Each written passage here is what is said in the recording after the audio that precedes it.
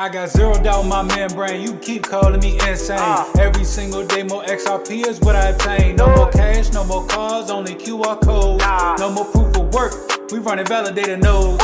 This is the life that I chose. They look at the cons, I look at the pros. I'm always bullish in the shows.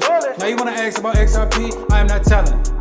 Now you want some of my XRP, I am not selling, it's not for sale. Honestly, I just wish you will, cause I'm XRP for well. I'm XRP for life and that's forever, can't you tell? I just keep on buying while they telling me to sell. The whole world gonna be shocked when XRP break out its shell, and that's when we prevail. I'm XRP for well, I'm XRP for life and that's forever, can't you tell? I just keep on buying while they telling me to sell. The whole world gonna be shocked when XRP break out its shell, and that's when we prevail.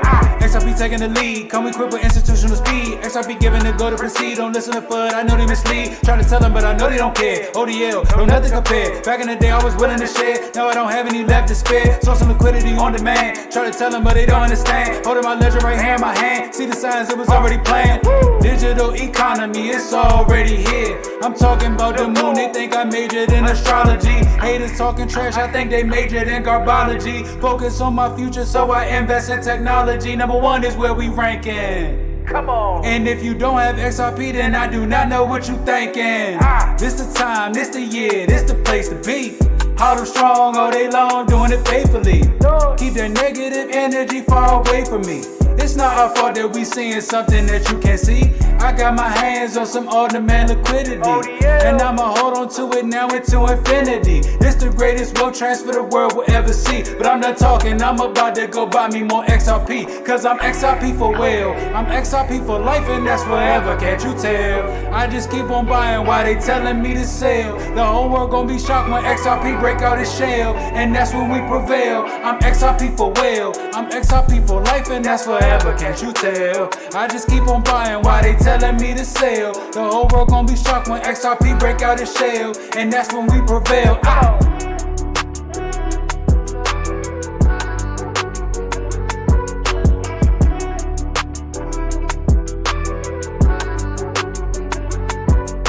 I'm XRP for well. I'm XRP for well, I'm XRP for life and that's forever, can't you tell? Can't you tell? What's going on, everybody? How are you guys doing today? Oh no, not that song. Anything but that song.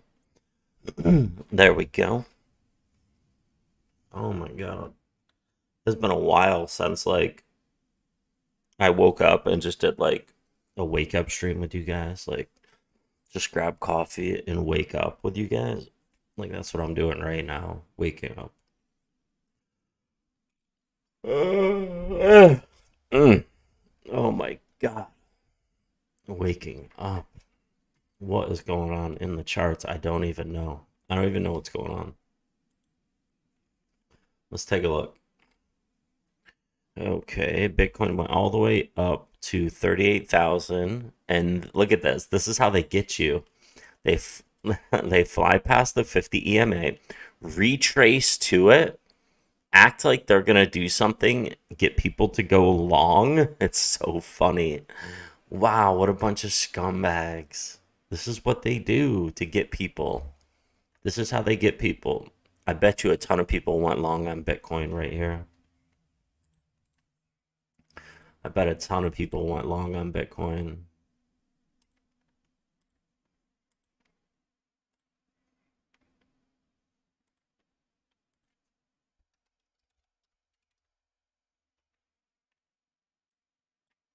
XRP did the same thing.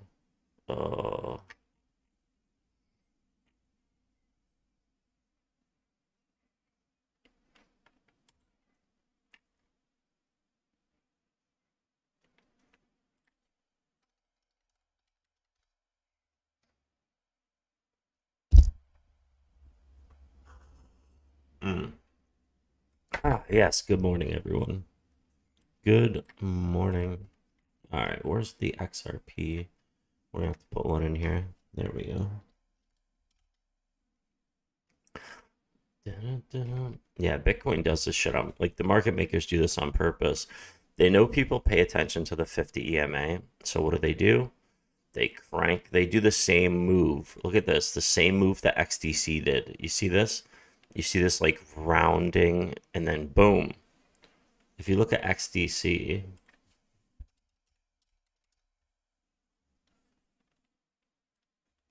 it did the same move right here. See the rounding off and then boom, and then continuation. They were showing the same thing here, but no continuation. The zero continuation.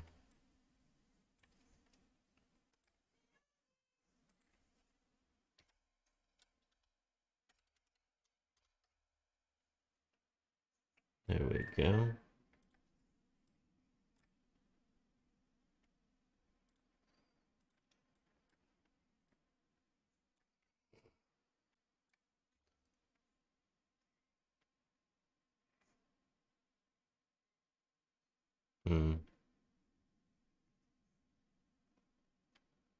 There's still a little gap there that has to get closed. All right, so that's what I do every day. I just look at it.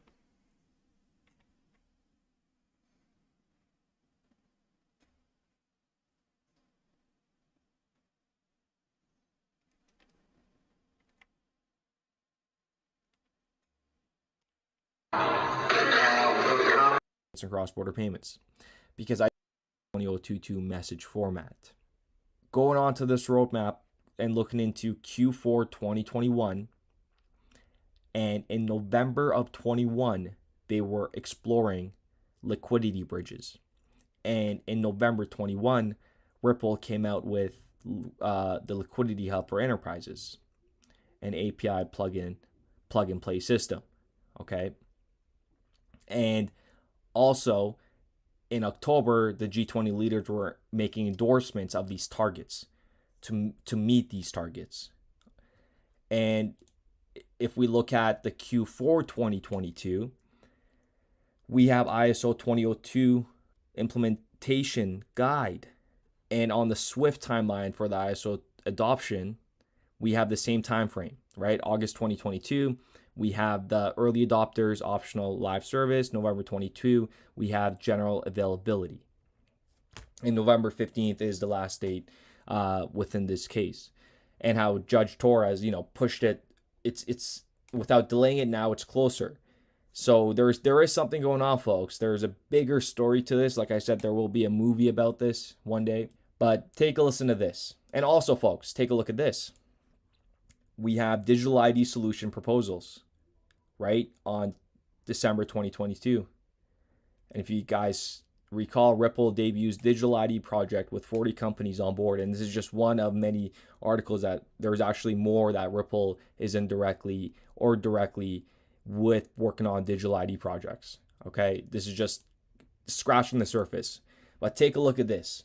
In a joint effort of the BB14 and BB15, the BIS Innovation Hub, in cooperation with the relevant stakeholders, hosted a hackathon which was open to all developers and engineers working in financial sector to find ways to leverage ISO 20022 and APIs to enhance cross-border payments, including compatibility with formats other than ISO 20022. 260 participants across 60 teams spent 7 days developing solutions based on ISO 20022 and APIs to improve cross-border payments. The 3 winners were chosen by an international panel of payment experts from the private and the public sector. Further discussions were held with the 3 winners. Who were the 3 winners? Well, let's take a look. So this is it. BIS Innovation Hub and Swift announced winners on the hackathon. Well, it's Atomic Wire, Moduloop, and we got Astronauts. Atomic Wire, looked into it. It can't even be compared with Ripple and what it's doing. You're probably saying, Dan H, what is up, man? Did you see the Crypto on Mo Vlogs?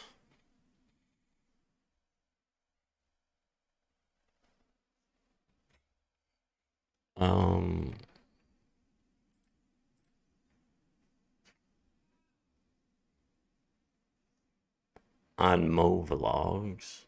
Wait, is Mo Vlogs a YouTube channel?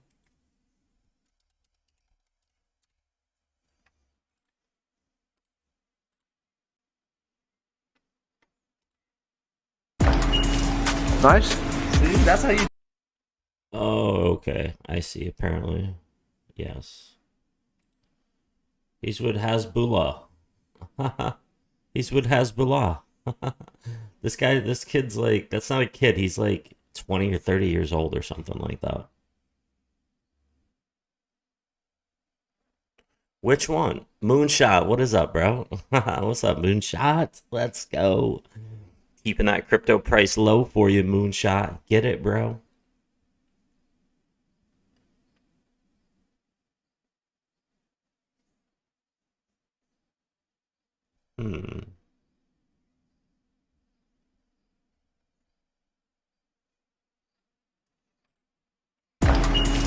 Nice. See, that's how you do it.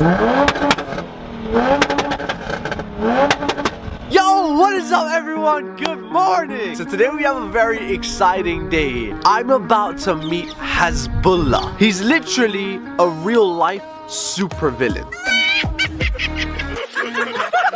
This kid just doesn't care. And he's actually fighting with one of my friends, Abdul. Today's an exciting day. I'm gonna go meet Hezbollah. We're actually going to the desert with him. Let's go. With the man, Hezbollah. You good? You alright? You fight? Okay. Whoa. So right now we stopped at the petrol station. This is fantastic. He wants snacks. When Hezbollah wants snacks, he gets the snacks, alright? I'm gonna make him try some spicy Cheetos. Guys, Hezbollah's vlogging. Hello. So he's doing his own vlogging in the shop. This is crazy. Nice. See, that's how you do it. Yeah. Yo, he's about to get spiced up right now. Alright guys, I got my partner in crime.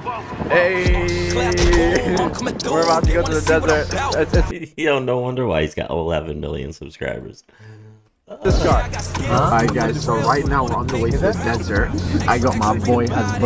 Mini bear market until November? No way, bro. No way until November. That's no way, bro. Right here, guys. We're about to go crazy. Man. Okay, so we just made it over to the desert. We're all about to go in buggies. Guys, Hezbollah. Oh, hello. How are you? How's everything? So guys, Hezbollah's gonna be in... Big fan of you. Big fan. Thank you. So guys, Hezbollah's gonna be in our buggy right now. This is gonna be interesting, guys. Yeah, I got him rocking with me. I bet on me and my team. ISO is what I'm rapping. Okay guys, so right now we stopped in the desert. It's really windy, but basically they have to actually empty the tire pressure on the cars. Guys, my man cannot be driving right now.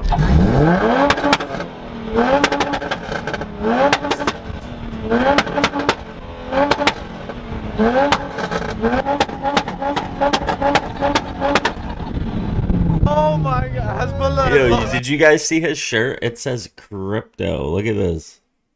Look, his shirt says crypto. Look. Crypto. Oh my god, Hezbollah has lost control, guys.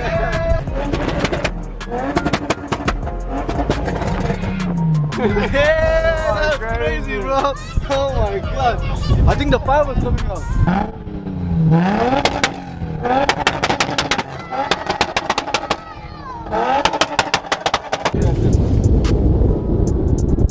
This guy. Hezbollah is now left to the deserts of Dubai. Oh, he's running away. Where's he going? Hezbollah! They said Hezbollah has left into the deserts. 100 million car collection, third one. Yes. Right now we're finally going on the ride in the buggy. We got Hezbollah, the guy himself. This one? Ready? Alright, let's go. Guys, by the way, I think low-key, at this point, he hates me. It's funny because his seatbelt's in his mouth, like, it's really high.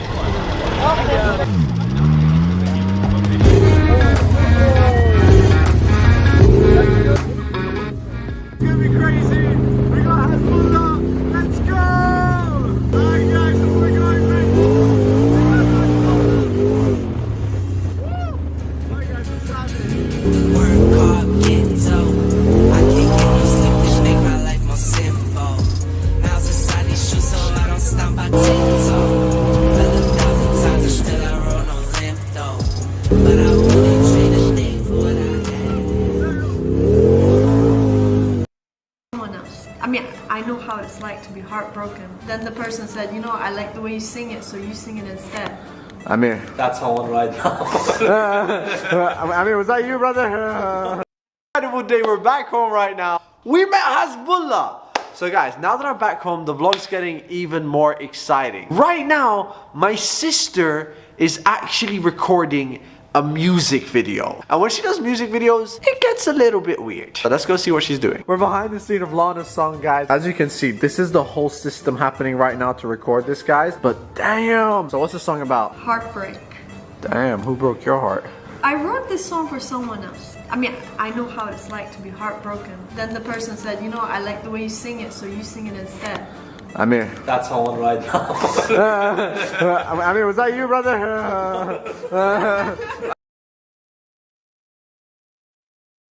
All right. I don't want to keep it on there. And like a king still dropped JB a 5-bomb. Moonshot, you're a boss, bro. You got to get your XRP up, Moonshot. Incoming lol. Yeah, you're a beast, bro. But you got to get your XRP up, bro. You got to get your crypto up. I'm good, bro. Well, I appreciate it, though. I really do. But honestly, bro, you got to get your crypto up, man. No more 5-bombs. No more. Not until you're back to where you were. Bro, you got to be on the moon with me, man. You got to be on the moon with me when I get there.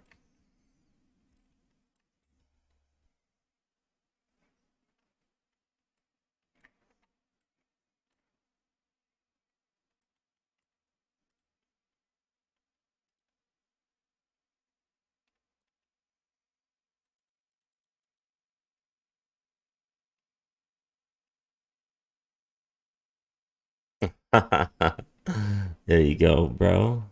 You know, bro. You know. Exactly. Exactly, bro. Alright, hold on 1 second. I have to, celebrities who drink blood. Rangel shotgun is too overpowered.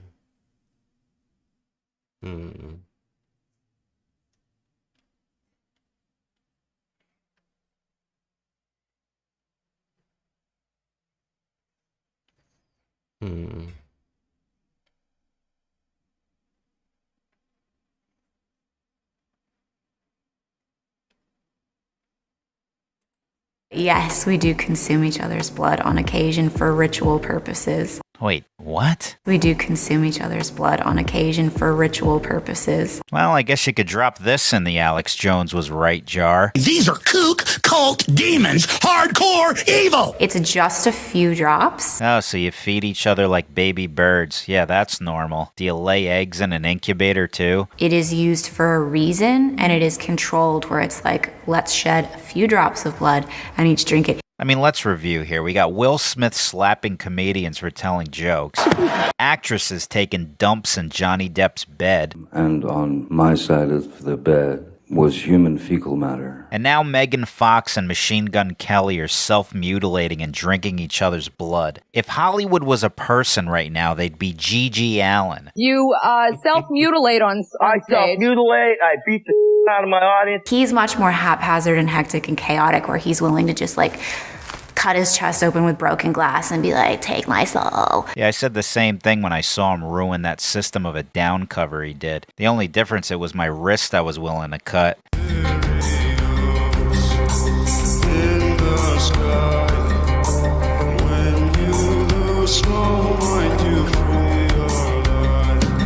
Let me bleed on you. What is wrong with these people? Let me bleed on you. I mean, what do you guys think? You're in the Lost Boys? Drink some of this, Michael. Be one of us. I mean, are you guys hanging upside down like bats under bridges at night? I mean, what is going on here? Let me bleed on you. A version of that has happened many times. How romantic. I bet your parents are thrilled. Sounds like the type of guy every father wants his daughter to end up with. So who's this guy you're seeing, honey? Oh, he's so sweet. His name is Machine Gun. Machine Gun, huh? Oh, Daddy, you'll love him. He's so nice. He asked if he could bleed on me the other day. Sounds like a nice fella. Has he asked if he could use you as a toilet bowl, too? No, I think he wants to take it slow and just bleed on me for now. Well, sounds mature for his age. Tell him he's welcome to the house anytime. This is a very intense relationship and it's cyclical, and so it gets to these points where like we have to do cleansings. Yeah, these people are so lost. So we went to Costa Rica and we had Peruvian shamans who administered the ayahuasca. And he went and he sat to be given his ayahuasca, and the interpreter is like, we need to give you 3 doses because you have such a dark, sad spirit standing behind you. Now, that was the lead singer of System of a Down camping out behind the hut ready to stab him for that fucking awful cover he did.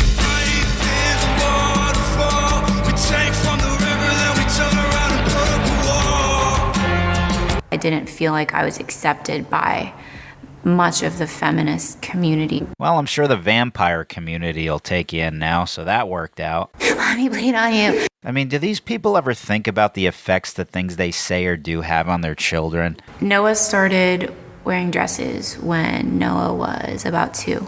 I'm going to be talking more about this on the morning rant today. Oh my god. If my daughter brung that in, I would slap both in the face and say, fuck that. Yo, right guy, what is up, man?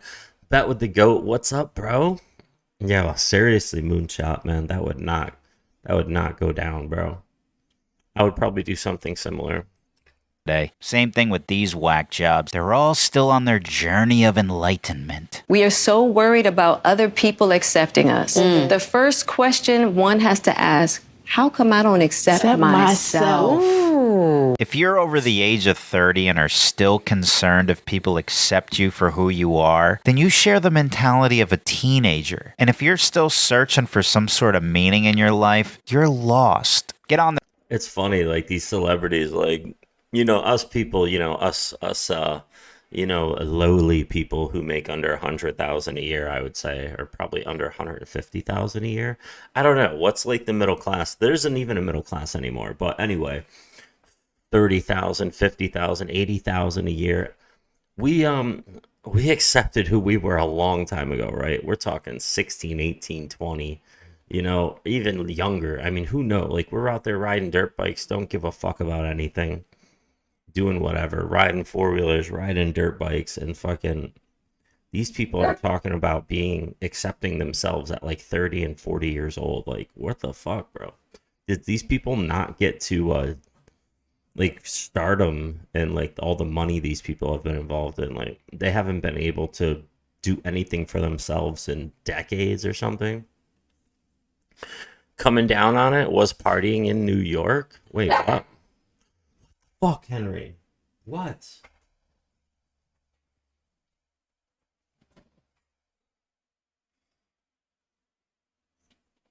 Are you happy now? You said hi. I was trying to tell a story. Can I tell a story without you interrupting? Huh?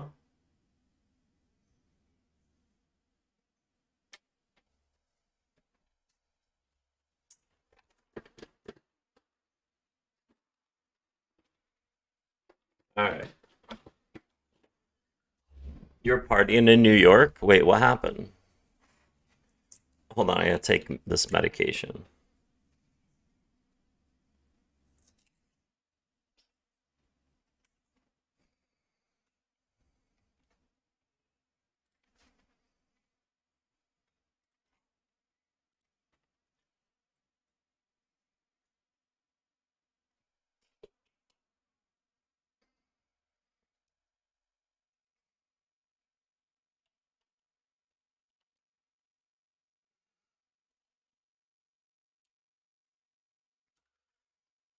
Oh, God.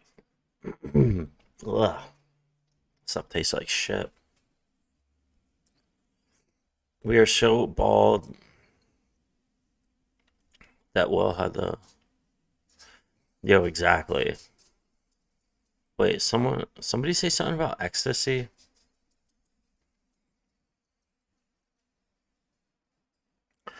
You ever did ecstasy at parties? Of course. Yeah, for sure. I've done ecstasy a couple times. Long time ago. Long time ago. Yeah, I haven't done ecstasy. What the fuck is on my face? Oh my god.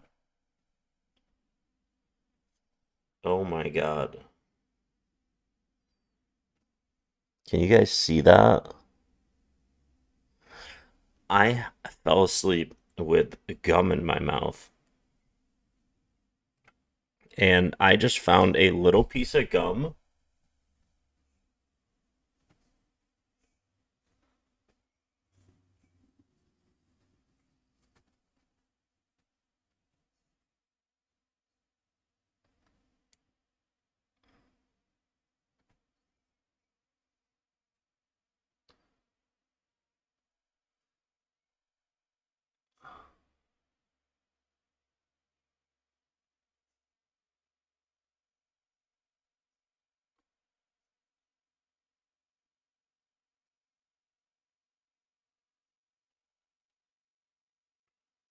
I just tried to pull this little piece of gum off of my eyebrow, and I just pulled out like a corner of my eyebrows, like the hair, like the little hairs. I just yanked them out.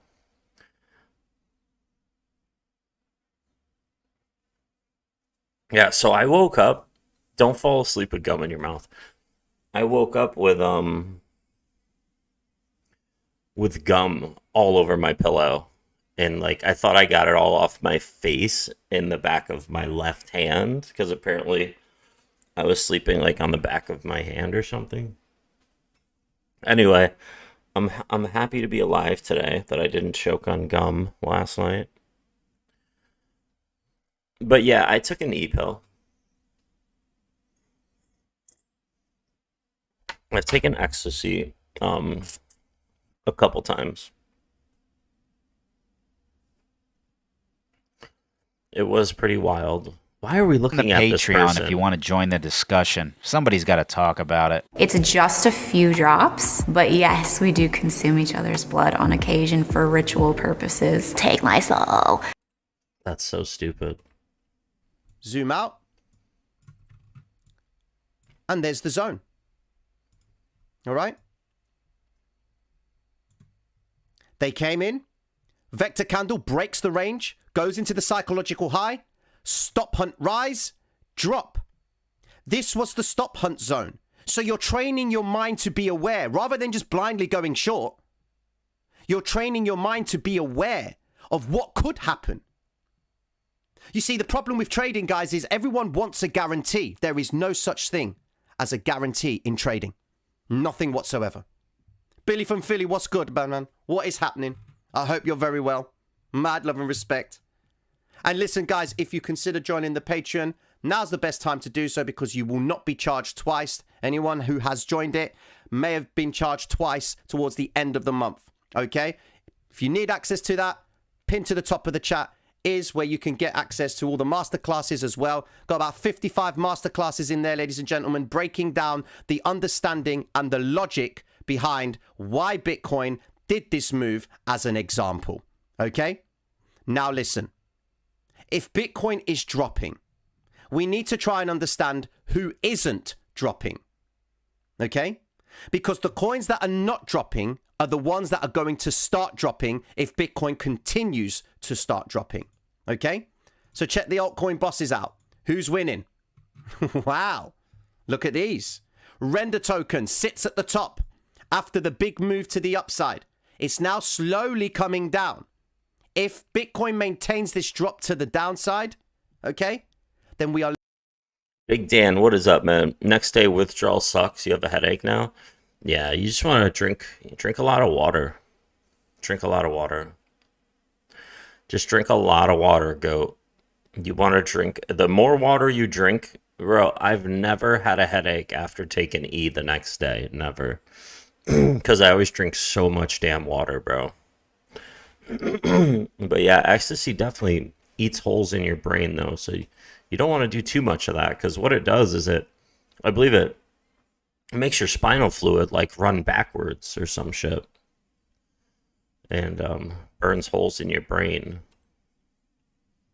So you don't want to do too much. That's why I never did a lot of. That's why I only did ecstasy twice, because like people told me that like it makes your spinal fluid run backwards. It creates this feeling, but it like starts to burn little holes in your brain, like little Swiss cheese. So that's why I've only done ecstasy twice. I never wanted to make a career out of doing ecstasy, you know? Yeah, Big Dan, get some of those electrolytes. Tell him, man.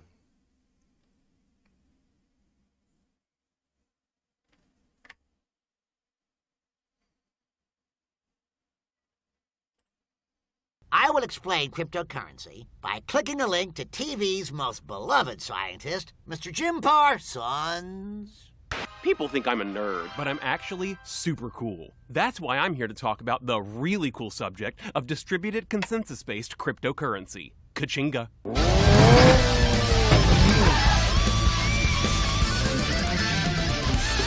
Could a nerd do that? I don't think so. For cryptocurrency to work, we need a record of every transaction that occurs. These are recorded in what's called a distributed ledger. I'm a consensus of shared and synchronized digital data spread across multiple platforms from Shanghai to Grenada. Each day I'm closer to being cash of the future, not in your wallet, I'm in your computer. Oh yeah! When you use the currency, the transaction is recorded in the ledger. I can dig it. And when one ledger book gets filled up, we add to a chain of previous books. That's the blockchain. Later, glitches. If you'd like to learn more about how cryptocurrencies work, here's everything else you need to know. And goodbye from me, super cool Jim Parsons. It went in! It went in! It went in! It went in! It went in! You saw it! It went in!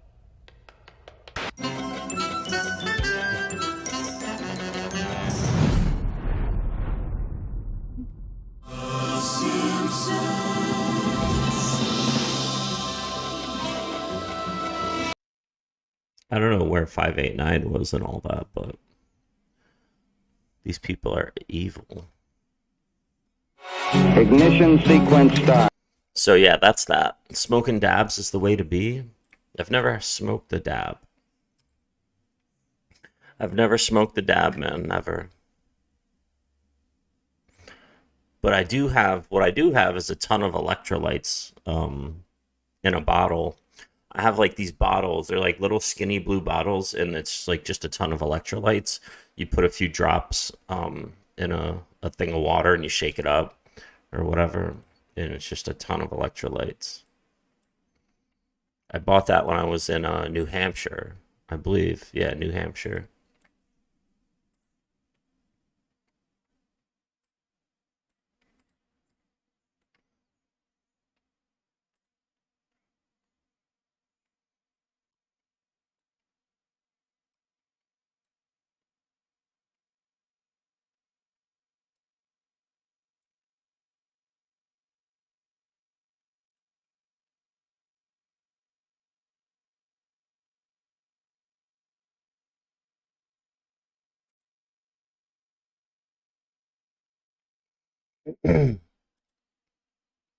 But yeah, dabs I heard are pretty insane.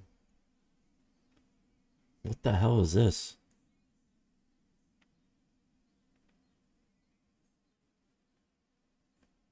That's nutty.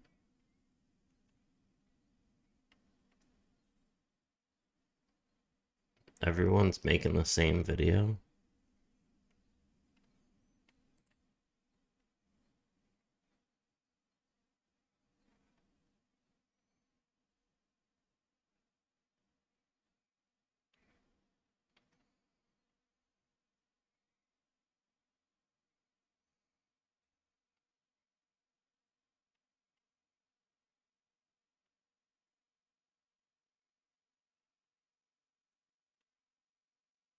Yo, we should watch this video. Generally, We should watch this video because people who are not meant to have money are never going to keep money. So you have to figure this stuff out. You got to make sure you do the right things to keep money once you get it. It is believed that winning a lottery is a chance to change one's life. The lucky people who win think it is an answer to their prayers and will be the solution to all of their problems. But even after being blessed enough to get their hands on such great fortunes, some lottery winners lose it all very quickly. There is even a particular term for this phenomenon, lottery curse. It may be hard to believe that even after winning such vast amounts of money, people end up losing it all. But it happens more often than you think. Enlisted here are 11 such cases of people who had to taste the lottery curse. Through their lavish spending, they turned their win sour. Let's get right into it. Number 11. Gerald Muswagon. Canadian Gerald Muswagon bought a $2 lotto ticket that made him an instant millionaire in 2011. He won a $10 million jackpot, but blew it in just a few short years. He bought a house that doubled as a nightly party spot, hosting his ever-growing legion of hangers-on.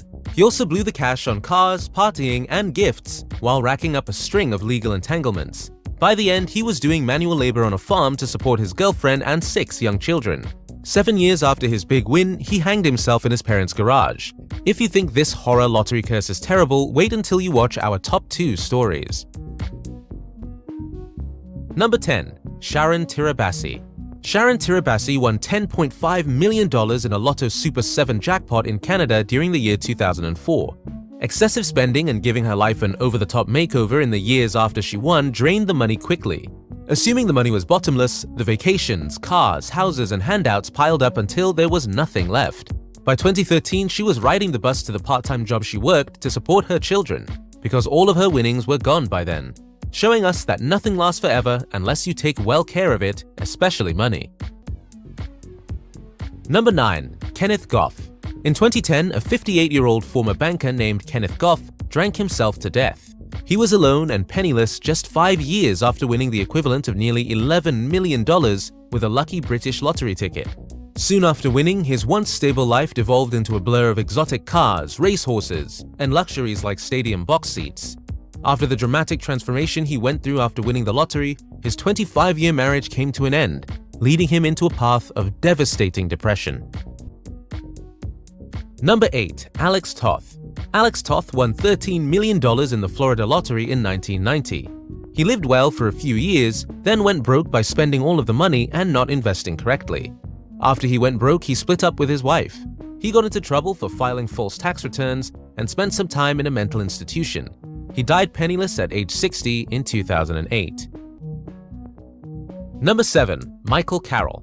Michael Carroll was a sanitation worker in England when, at age 19, he won £9.7 million in 2002. The money was equivalent to about $14.4 million at the time. A mansion, drugs, and gold jewelry ate up the money quickly. He found himself in prison a couple of times, and the prize money was gone within 10 years. By 2012, Carroll was broke and living off unemployment checks. After that, Carroll took a job at a cookie factory in Scotland, making only $300 a week. More recently, he managed to get a job at a slaughterhouse, making £400, about $511 per week. Now he says he's grateful for his job and having a second chance at life. Carroll says he's happy to be alive, sober, and out of jail so he can spend time with his young daughter. So far, we have looked at some shocking stories, but let me tell you that this video is about to get more intense, so make sure you sit down and watch until the very end. You will be shocked at how fast some people post. William Bud Post III won $16.2 million from the Pennsylvania lottery in 1988. He thought his problems were solved, instead quickly found himself in debt. Even though Post didn't have a pilot's license, he decided to purchase a plane. He tried to help his siblings start a restaurant and a used car business. His former girlfriend, who was also his landlady, sued him for a third of his winnings. Post didn't pay her, and as a result, a judge froze his assets. The relationships with his family also went sideways. Word says one of his brothers tried to hire an assassin to kill him. Talk about family relationships gone wrong. One day, a repossessing man tried to take Post's car away. When he saw him, he opened fire. Later, he was put behind bars for this. In the end, he lived off Social Security disability payments until he died at age 66. Number 5. Janet Lee. Charitable and political donations a week. So many winners. They bought dozens of high Cruiser. His ex-wife reportedly took half the jackpot money, and Haynes developed a heroin habit costing him $1,000 a week. He then resorted to robbing banks to keep up his lifestyle. The FBI nicknamed him the PT Cruiser Bandit and the Seasoned Bandit because of his car and gray hair. In 2018, Haynes pleaded guilty to bank robbery and was sentenced to 33 months in prison. Of course, by that time, there was not $1 left of his earnings.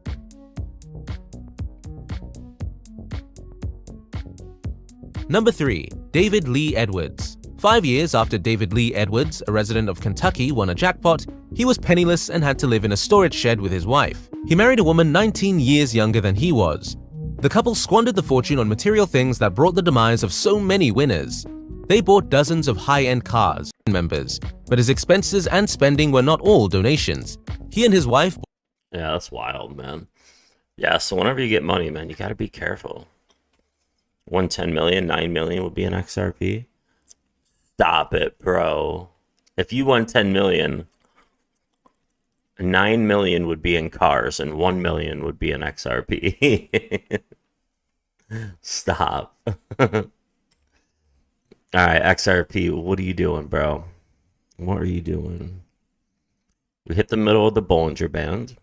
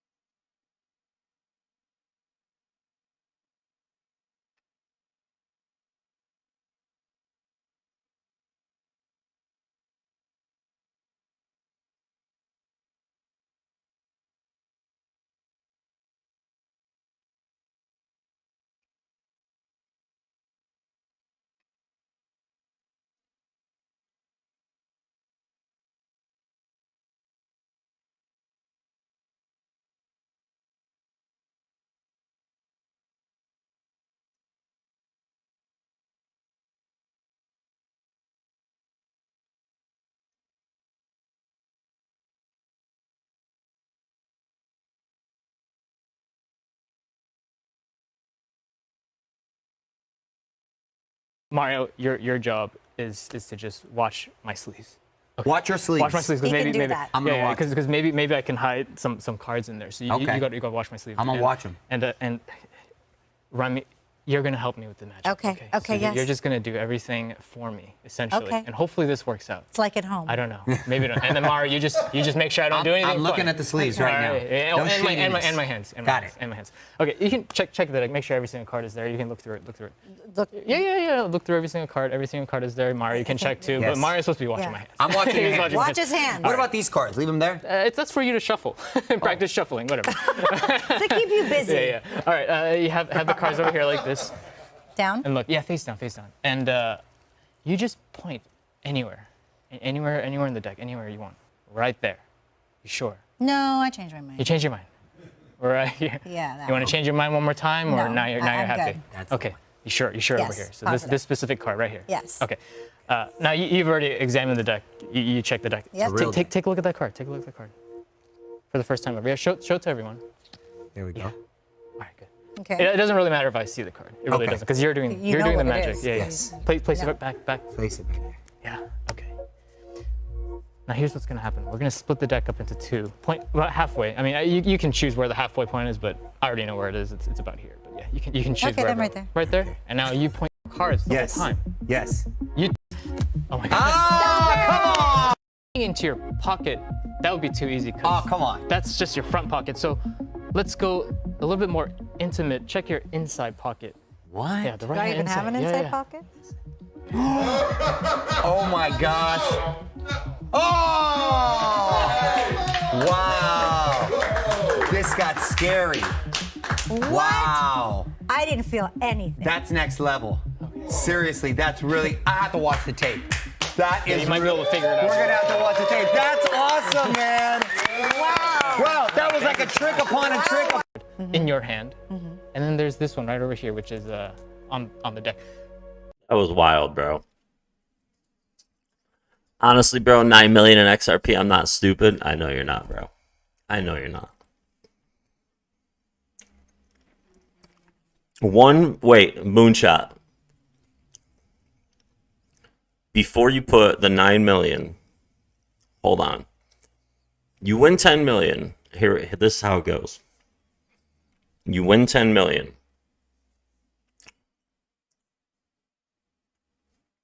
I don't know why my finger wags like that. You win 10 million. You win 10 million, right? 9 million goes into XRP. What do you do with the other million? That's what I want to know. What do you do with the other million? That's what I want to know.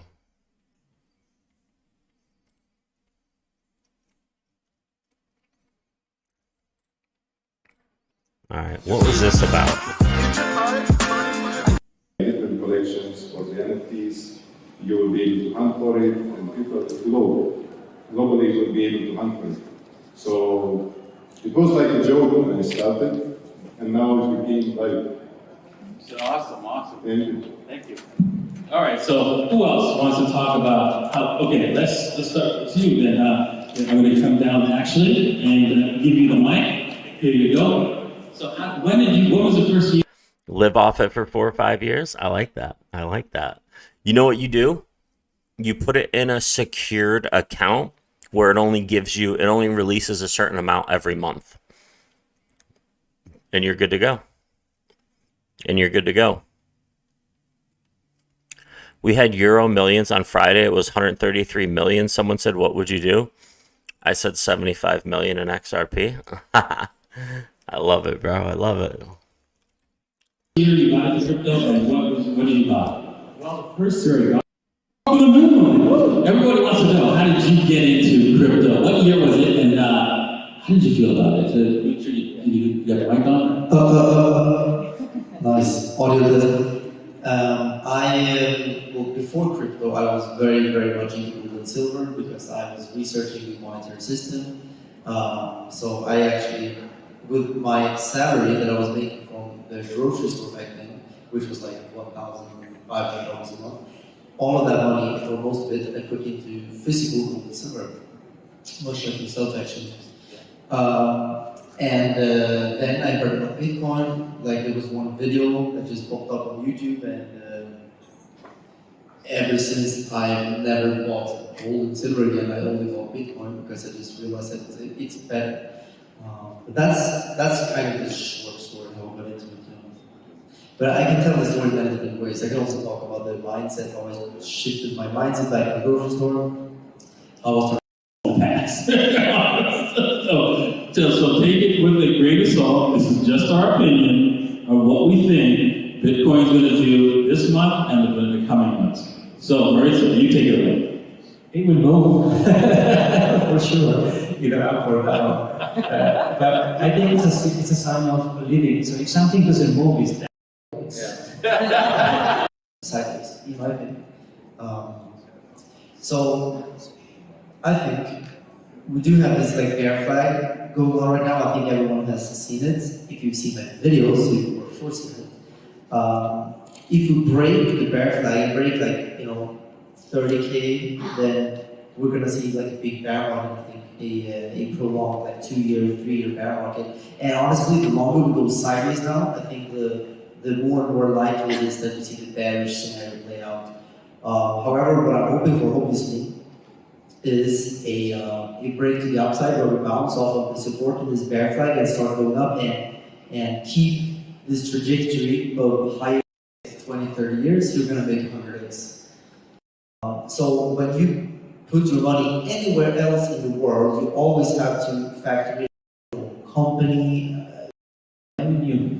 That's right. Exactly. You wouldn't be here, right? You'd be buying it right. So tell somebody, hey, this will do like 100x by tomorrow. So this is just irresponsible. So, but yeah. So if you have a long man.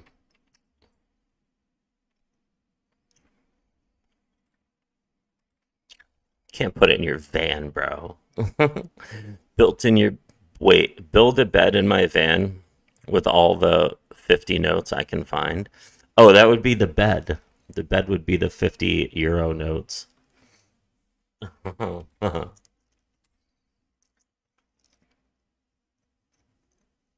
on, bro. What is going on here?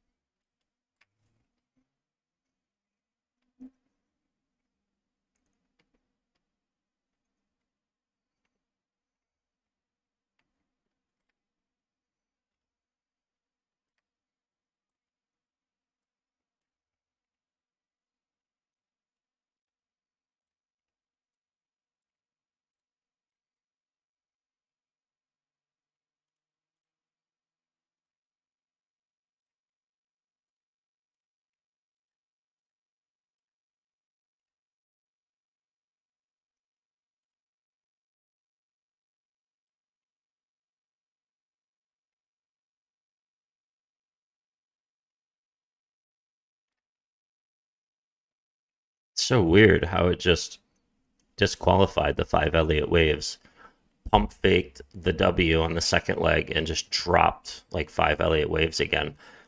This looks almost guaranteed. So honestly, the tools that you're given from the market makers on these sites, like the tools that you're given from these sites, they use them against you, man. You count 5 Elliott waves down, they go, all right, people think we're going to W formation out, and then go up, and they put a long in over here, and boom, they get liquidated.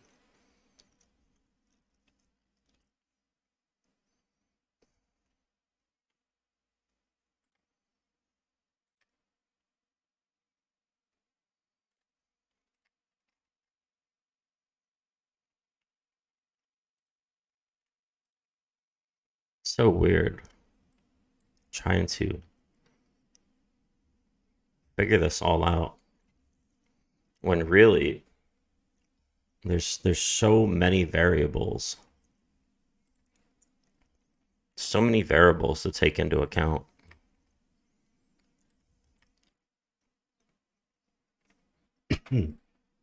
Excuse me.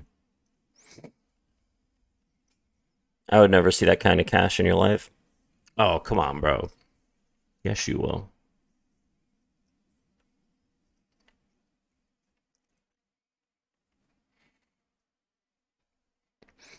Right here, this is the reason why you will. All right, let's see what else is on here.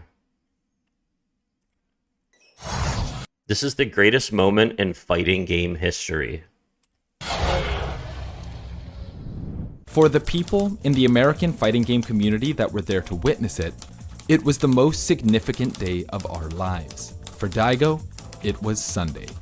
That is Patrick Miller's description of the subject of today's video. Arguably the most iconic moment in competitive gaming history, we're about to explore the legendary first meeting between Japan's Daigo Umehara and America's Justin Wong, two of the finest Street Fighter players of all time. And this first meeting between two gods would change competitive video games forever. This is EVO Moment 37.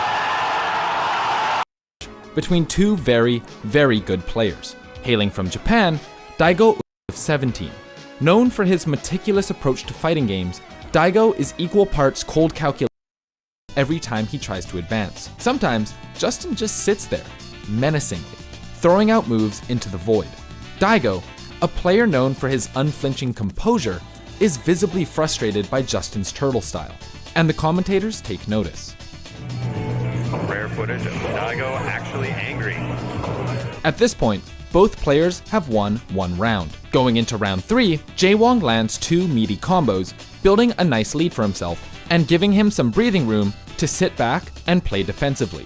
Realistically, given how much health he has, he could just sit back and let the timer run out. So now, the ball is in Daigo's court, and if he wants something to happen, he has to make it happen. After being walled out by jabs and low kicks for a good 10 seconds, Daigo finally finds an opening, landing a string of attacks and backing Jae Wong into the corner.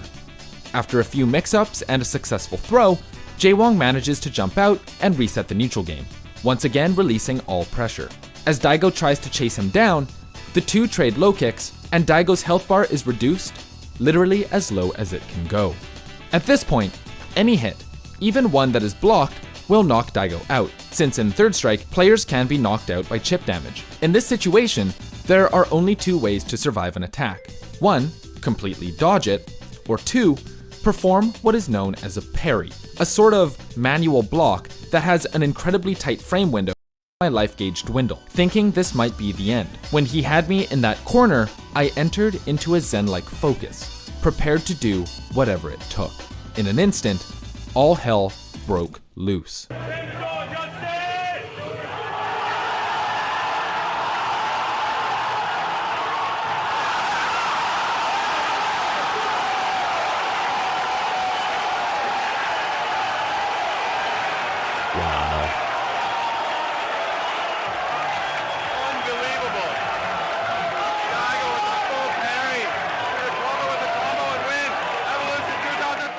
Jaewong inputs Chun-Li's super, and everyone in the audience knows that it's over.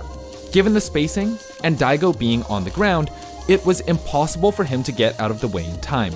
And with the flurry of 15 consecutive kicks about to be unleashed, even if he had the wherewithal to block, he would die from chip damage. It's a lose-lose situation, because no matter what, Daigo is going to get hit, and he has no HP to spare. But let me remind you, there's a reason why Daigo Umehara is known as the Beast. As Chun-Li surges forward, instead of holding back to block, Daigo does the unthinkable. He taps forward, executing a near frame-perfect input to parry the first kick and negate all damage. Then he does the same for the second kick, and the third, and the fourth. It's difficult to describe how hard this is to do in a vacuum when you're sitting at home practicing it in training mode. That's fair. 3, 4, 5, 6, 7, 8. No, 7. Wait, what? Was it 7? But to do it on stage, at EVO, in front of a home crowd rooting against you, with 0 HP to spare, and having to input the first parry before Chun-Li's super animation has... You know what that is? Do you know what that is? That's like... Man, how do I find the words to explain this? He had to do that so perfectly, but he took all that pressure and like hate from his surroundings and focused it into lightning focus. Like, if that room wasn't so against him and the stage wasn't so big and that room wasn't so against them, he wouldn't have so much focus. Like, I don't know how to like, he took all that massive hate in that room for him and turned it into the most lightning focus you could think of. And I bet you if that was his home crowd, he would not have been able to do that. That's the best I can explain that. Has even started, it defies belief. But the best was yet to come. Because after successfully countering the first 14 hits of Chun-Li's super, Daigo shows us his true genius. He jumps. As soon as he goes airborne, you can feel the dam about to break. Those parries weren't just an attempt to prolong the game, but a calculated method to turn Wong's offense back against him. You see, with every successful parry, Daigo is building meter. And to cap off his string of defensive brilliance, he jumps to parry Chun-Li's last kick in the air, positioning himself perfectly to punish her end lag with a kick of his own, which links into a low kick, then an uppercut, and then Daigo spends his newly built meter to unleash a super right back in Jaewong's face. There is simply no more beautiful way that this sequence could have ended.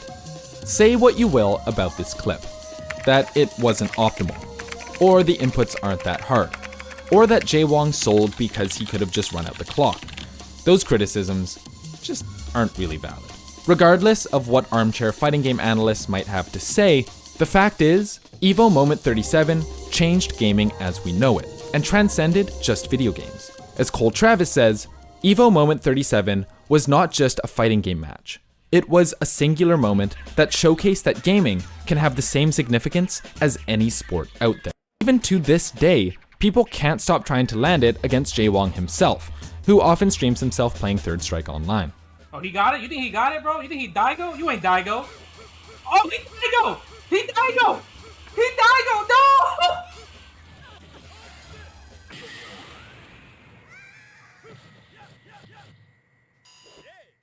Bro, that's not scripted. That's not scripted, bro. He Daigo'd me. For the next 15 years, Daigo and Jaewong would have one of the greatest rivalries in esports, facing off numerous times in tons of different titles. But the one that we always come back to is that first meeting. And you'd think for the role he played in such an iconic moment, that Daigo would look fondly on Moment 37. But, a true competitor to his core, Daigo looks at Moment 37 as just another stepping stone on his way to victory. Nothing special, just the best available option executed to perfection. I'm sorry. Because I That's insane.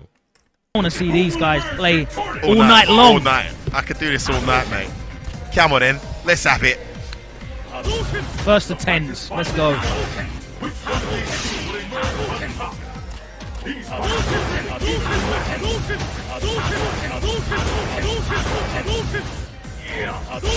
Oh, And he done gets him again. He's got a real hard read on that now. Oh, Daigo Umeharaga! Umeharaga! Oh!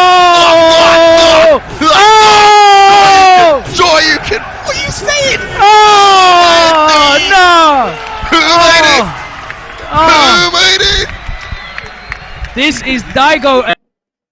That's insane. That's insane, man. Oh my god, I could watch that stuff all day. I'm such a gamer at heart, man. I really am.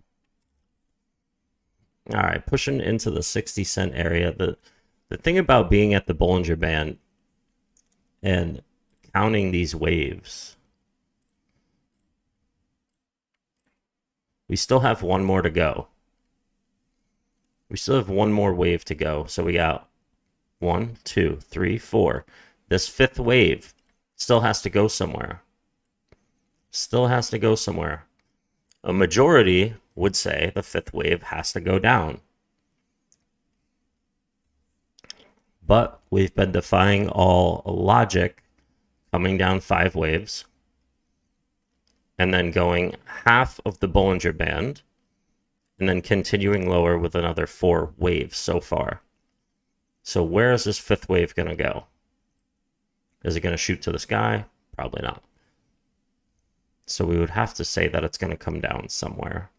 I would imagine. I don't know.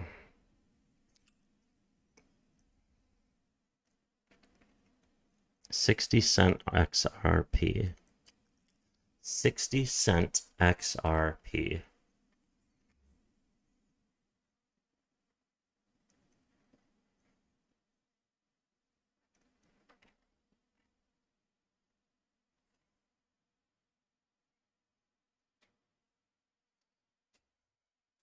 $0.60 XRP. Gotta think about this, because where is this fifth wave gonna go? More than likely it's usually goes down. But we had 5 Elliott waves down, and then what? What else can we take from this? Well, what I would do is I would focus on this right here on a smaller time frame.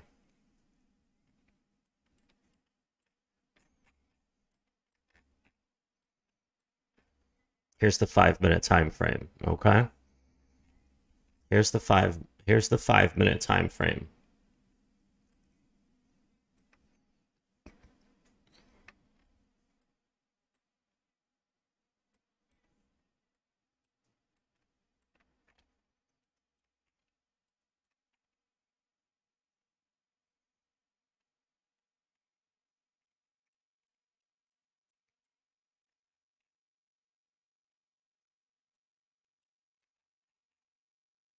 This is what I like to do sometimes. I like to break these down, these moves. Like, you see how small it is on the screen when it's on the hourly or the daily, but then break it down into the 5-minute and take a look at the waves in themselves.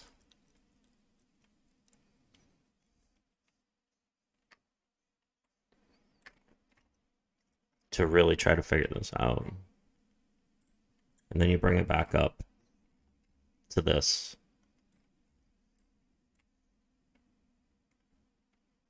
And then you bring it a little higher to this.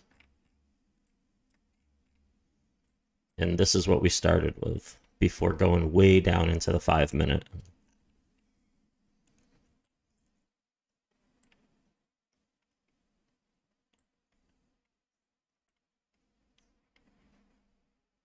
This is the last one.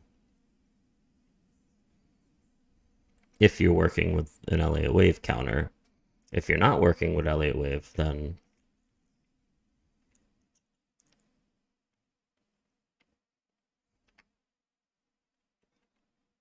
you're just going to look at the past of the market. We made this double bottom at like 51 cents, almost the double bottom.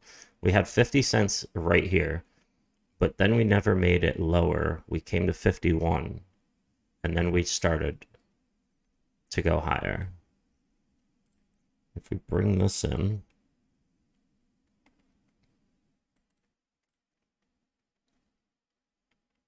you can see that we came back to the 618 perfectly. Now we've been riding the top of the 236, and now we're starting to break down.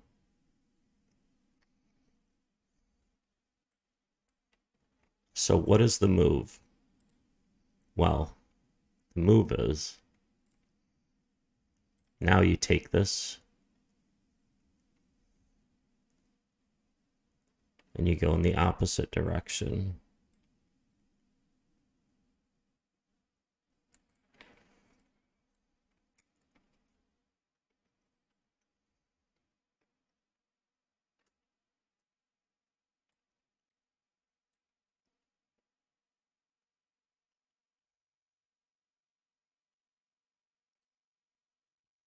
That puts you at 50 cents even across the board. Definitely not going to go into negative numbers, right? So then you take the Fibonacci and you flip it again.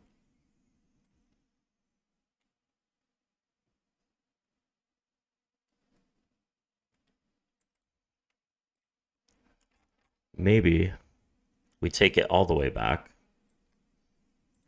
We use it here.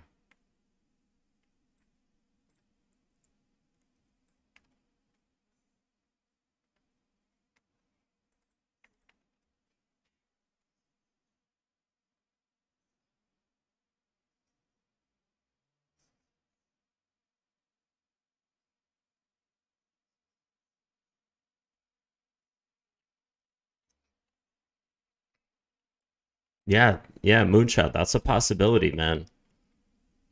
But it doesn't take much for retail to sell. It does not take much for retail to sell. Like this 236, this 0236 area, this red area, the reason why it's accumulation for us is because it's capitulation for them. This is where retail capitulates, in the red. So do we come down to 44 cents? Because this dotted line is significant. It is very significant. Look how significant this dotted line is. Look, almost like right here, here, here. So it would be significant. So 44 cents.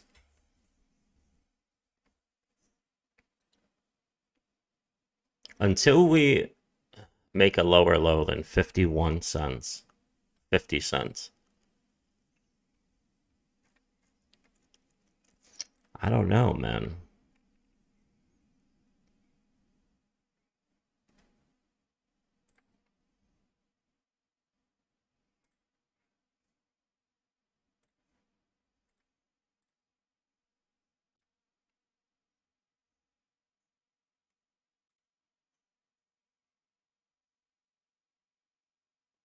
That was it right there. Most touches is right there. 1, 2, 3, 4, 5, 6. We fell through here, and then this dotted line found us recovery. Now we fell through again, And we're back to this area of 60 cents, the iron wall of 60 cents, right? Back here was resistance. Hopefully here it's support.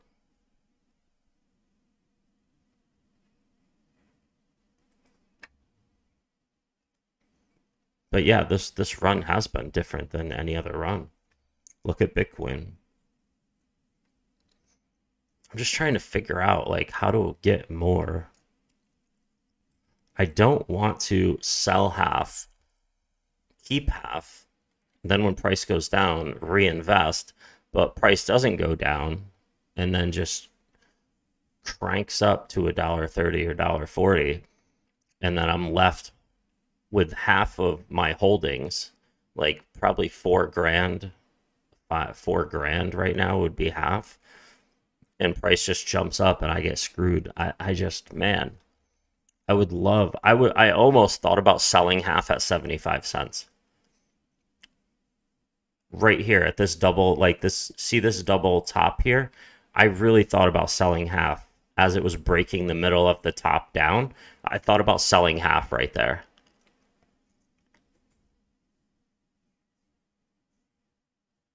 You think it's going to go deep to shake people out? It's possible.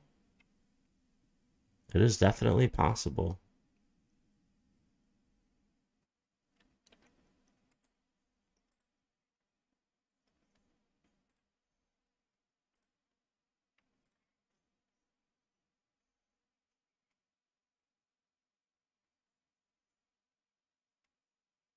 Just doesn't make sense. I don't think it makes sense. I mean, it makes sense what you're saying. That makes sense. But with everything else taken into account, it doesn't make sense. But either way, I'm hodling, right? Either way, I'm hodling. Either way, I'm holding.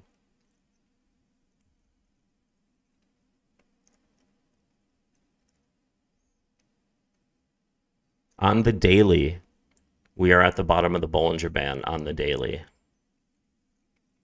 If we close a couple candles inside, go to the 4-hour. Wow, look at this trend. Look at that trend.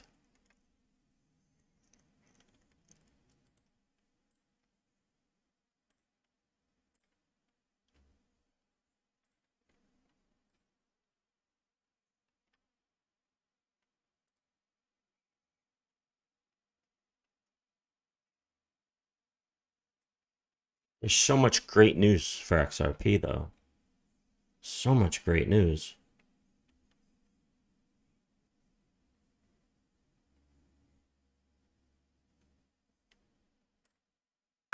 Seven hours ago, Crypto Eddie.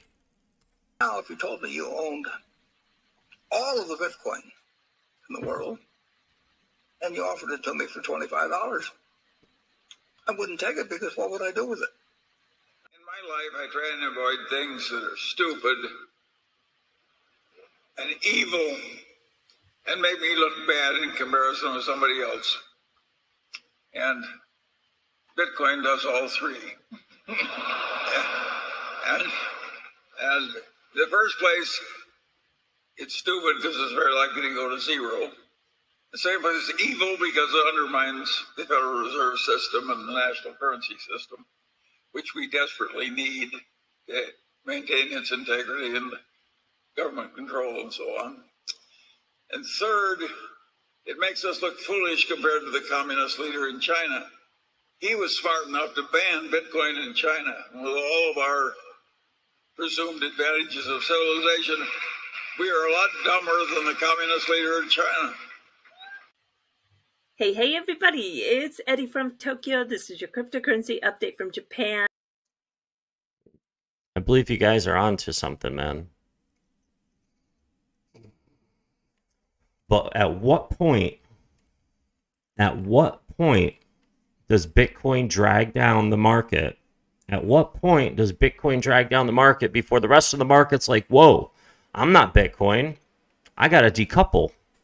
At what point does the rest of the the blue chips, the good utility cryptos that are not going to continue to get dragged down by Bitcoin. At what point in this capitulation of price, I guess, does Bitcoin or does XRP decouple? At what point does it say, I'm not going to keep going lower? I'm not Bitcoin. You know what I mean? At what point does that happen?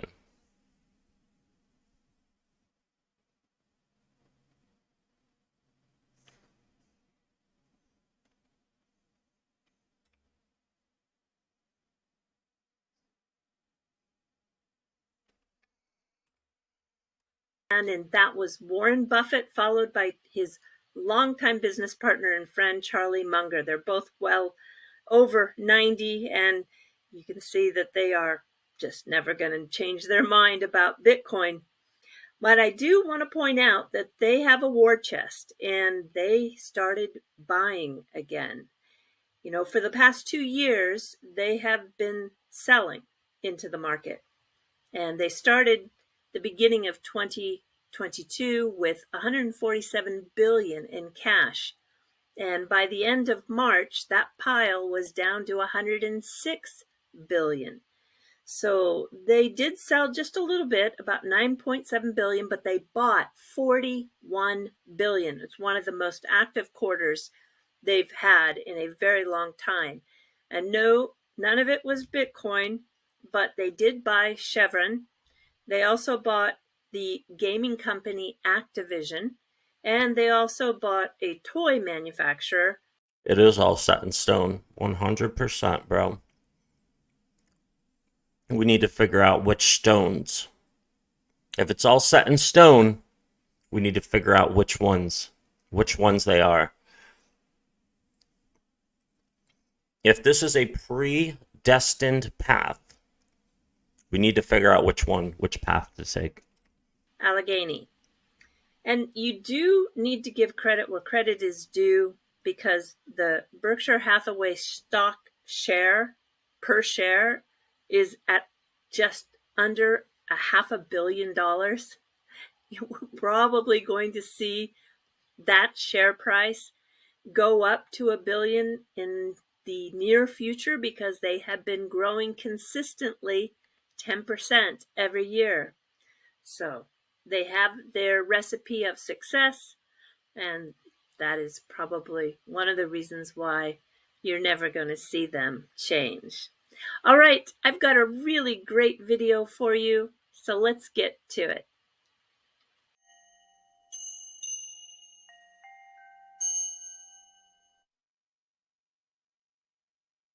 When the company Ripple hires, boy, they can attract a lot of talent.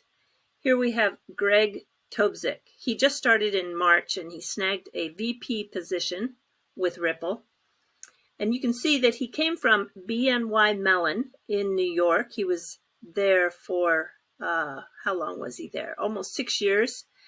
And then prior to that, he was a senior VP of operations for HSBC, spending 13 years there. And then he also was at Ameritrade, where he had another VP role back in 2000 to 2003. Yeah, so I want to tell you, though, if you ever really want to know what's going on at Ripple, if you want to kind of predict the future, just take a look at their job postings. And let me show you what I found. The listings are public for everyone to see, and there's a lot of them, a lot of open positions. But there was something that caught my eye, and that was the word Toronto. Toronto has 13 different positions, and I was like, Toronto? Do they have an office in Toronto? I don't think so. Well, then when you start to look at who they're hiring and the description as to what they are wanting the new hires to do, it gets very interesting. 4 of these jobs are just dripping in liquidity.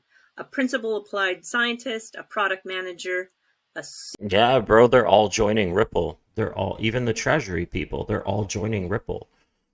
senior software engineer, and a quantitative developer. All liquidity, liquidity, liquidity, liquidity.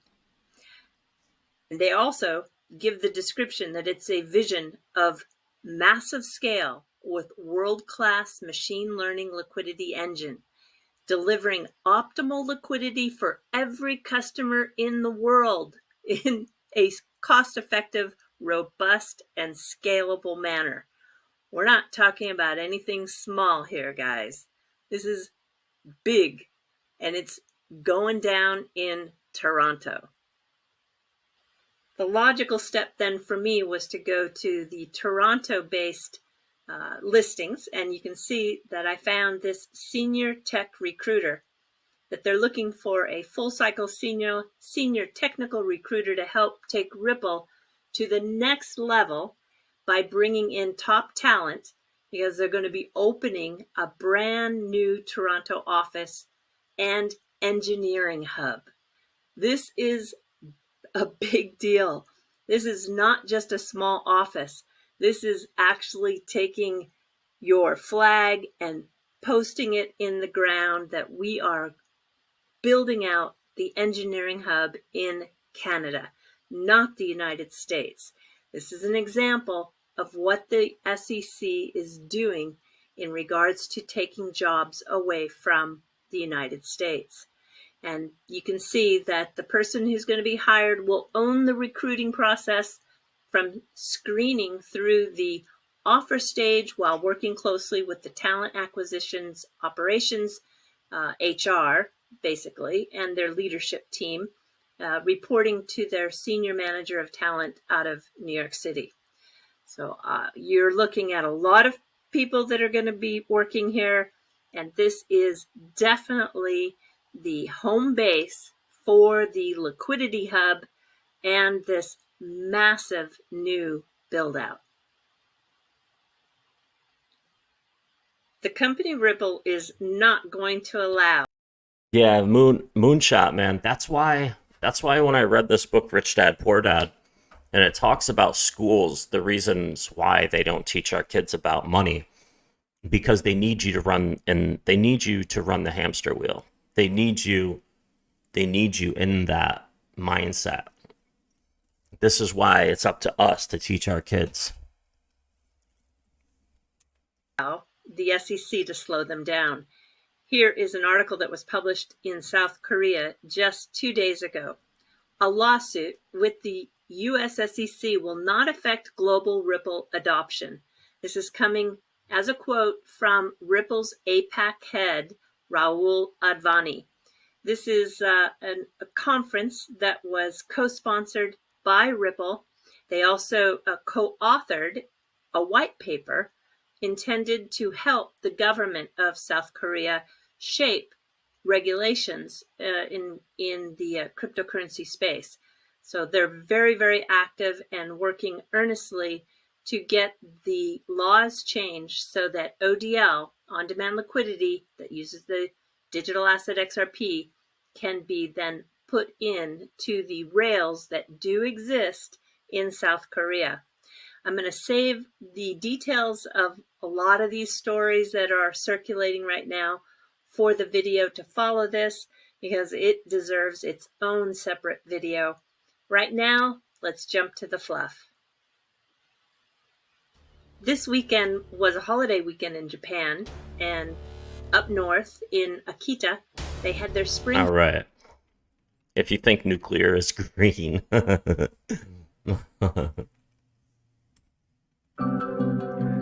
wait till there is at ultimate levels here. And the FUD campaigns continue to roll out as the prices of digital assets to get these prices lower so the smart money can accumulate. It's all for a specific reason, and it's to accumulate more, while most people with weak hands end up selling off. But let's get into it. The price of XRP under 60 cents, currently sitting at 58 cents. And I've heard from many people stating that XRP will never go under $1. It went under $1. XRP will never go over 90. XRP will never go under 80. XRP will never go under 70. So on and so forth.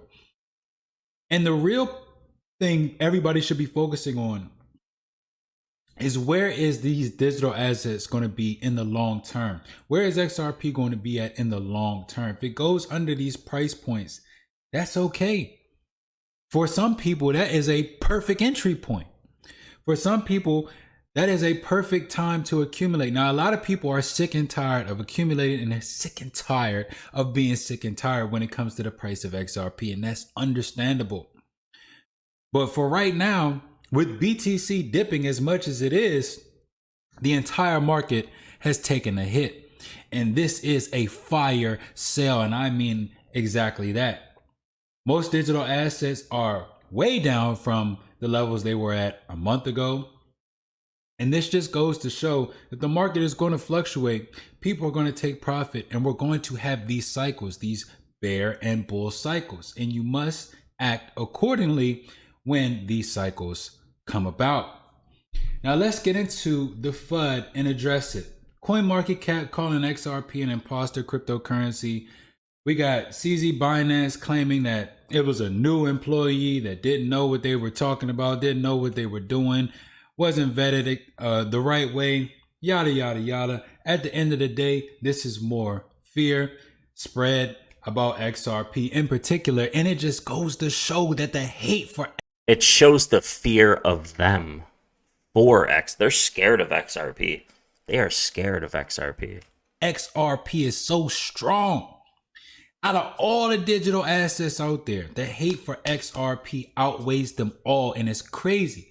But that just goes to show that XRP is a boss of a digital asset, and XRP has real use case, and XRP is a digital asset that is not to be messed with. This is why they continue to attack XRP. This is why Ripple is even being attacked by the SEC. This is why so many communities attack the XRP community, when the XRP community is one of the strongest out of all the communities we stick together. It's crazy. It's insane. But this is just a part of crypto. What is crypto without the FUD? You got to fight through it. You got to realize what you're invested in. XRP is a great digital asset, and this is why we are invested in it.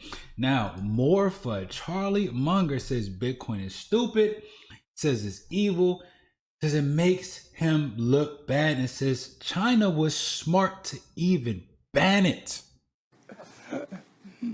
Well, those who know me well. And this is why I stopped doing daily uploads a long time ago, because everyone just puts out the same videos and talks about the same shit. But don't worry, I'm going to continue to daily upload. Are just waving the red flag of the bull. Of course. I am glad I didn't buy Legacy yesterday, ladies and gentlemen. Check this out. Look at Legacy. It was at 00198. 00198.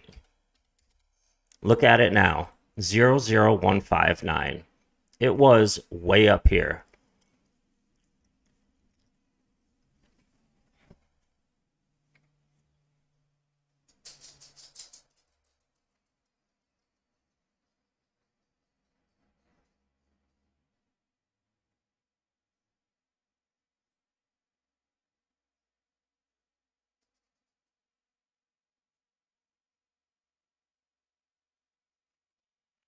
You get 155,000 Legacy right now for like $250.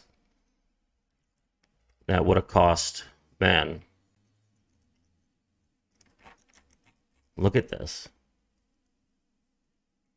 You could easily double your money if we just get that wick up. I hate the Bitcoin success. Yep, the same geezers. Don't wait till it happens. And CMGs, what is up, man? Let's go. Yo, guys, I'm really thinking about updating my Xbox One, man. I'm really thinking about getting on that Fortnite grind. I really am. I don't welcome a currency that's so useful to kidnappers and extortionists and so forth, nor do I like just shuffling out a few extra billions and billions and billions of dollars to somebody who just invented a new financial product out of thin air. So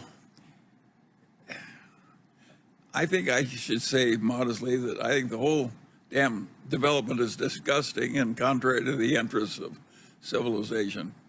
And I'll leave the criticism to others. I'm all right on that one. More FUD. A lot of people are attributing this FUD to the massive dip we saw with BTC here recently.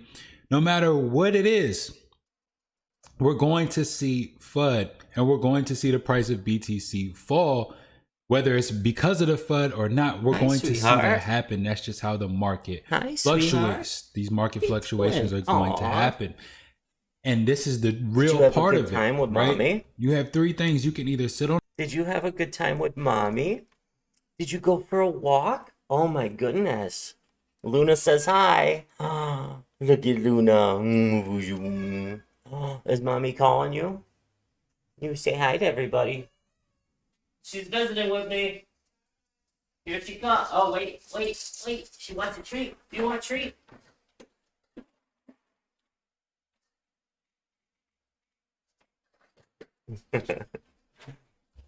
She just got back from her walk. Henry stayed home with me.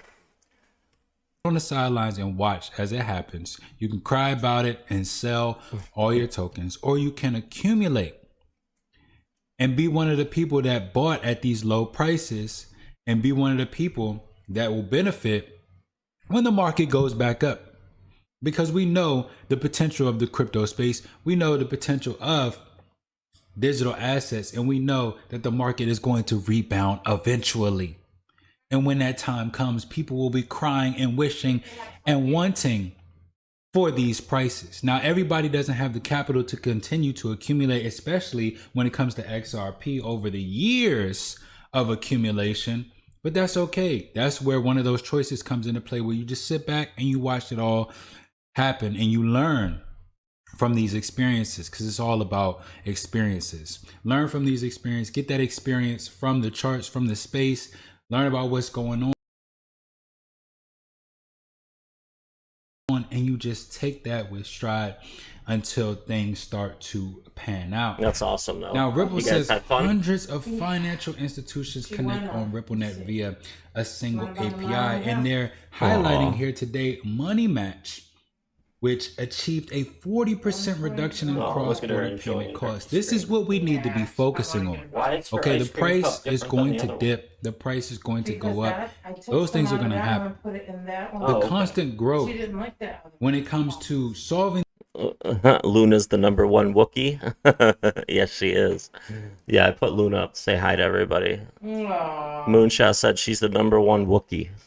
This major problem here, this real world problem that we must talk about, because that is what crypto is going to be used for, these real world problems. Achieving a 40% reduction in cross-border payment costs is huge. And we've seen so many organizations around the world talk about this major cross-border payment problem. This is why Ripple continues to get attacked. This is why XRP continues to get attacked, because it's solving these real world problems. And if something is good, you know it's going to get hated. This is why the hate for Ripple and XRP is so high.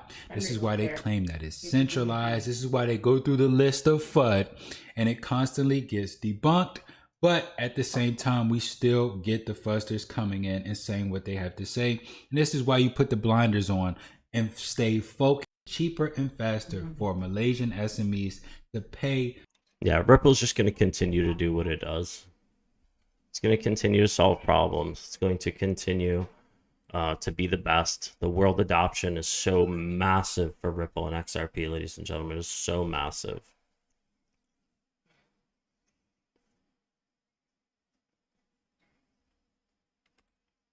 From iRobot to Steven Spielberg's The Human We Upload and Years of Judgment has been nicer than most robotics. This semi-Pepper. Like Alexa or Siri, you can ask Pepper any question. This social little robot will answer. It'll be walking within 5 minutes. But its unusual design has legs more horse than human, with knees which bend backwards. Together, these features increase the balance and versatility of the robot. it won't be long before Digit is performing commonplace tasks, including loading and unloading boxes from self-driving vehicles. Indeed, Agility Robotics recently signed a deal with Ford to do just that. As one promotional advert shows, Digit can fold up and be stored at the back of a vehicle, ready to unfold and deliver a package. From the click of a button to delivery, your order might soon be handled entirely by robots. Still, with a price tag of $250,000, don't expect Digit to be strolling through your door anytime soon. But as the market expands, Digit is likely to become ever more common. Number 2. Sophia. In 2016, Sophia made headlines worldwide for her startlingly lifelike appearance. Sophia can follow faces, maintain eye contact, and even recognize individuals using computer vision. No longer was a robot simply an it, now it was a her. Indeed, so convincing is Sophia that in October 2017, the Saudi Arabian government granted her citizenship, a first for robot kind. That's not all. A month later, Sophia was also named the United Nations Development Programme's first innovation champion. With a complex speech system, Sophia can engage in natural conversations. When combined with over 60 facial expressions, you can begin to forget she's even a robot at all. Her design was modeled after the ancient Egyptian queen Nefertiti, Audrey Hepburn, and inventor David Hanson's wife, Amanda. Now, she can even walk. The Hong Kong-based team at Hanson Robotics installed a full body in 2018 and hopes to mass-produce Sophia in 2022. Number 1. A mecha. Atlas might walk the walk, but it doesn't talk. If robots are going to change our lives, they'll need to communicate. That's where a mecha comes in. Developed by the UK's Cornwall-based firm Engineered Arts, a mecha is the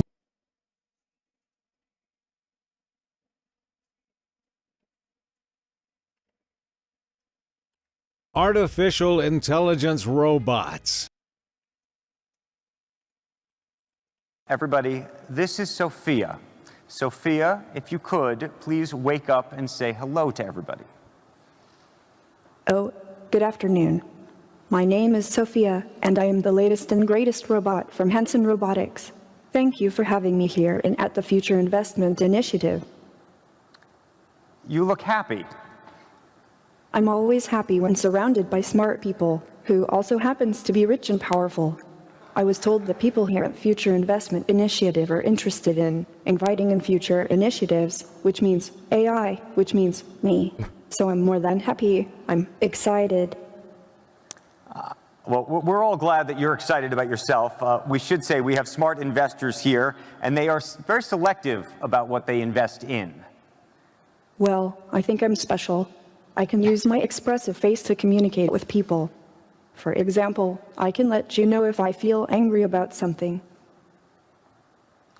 That's impressive. Or if something has upset me.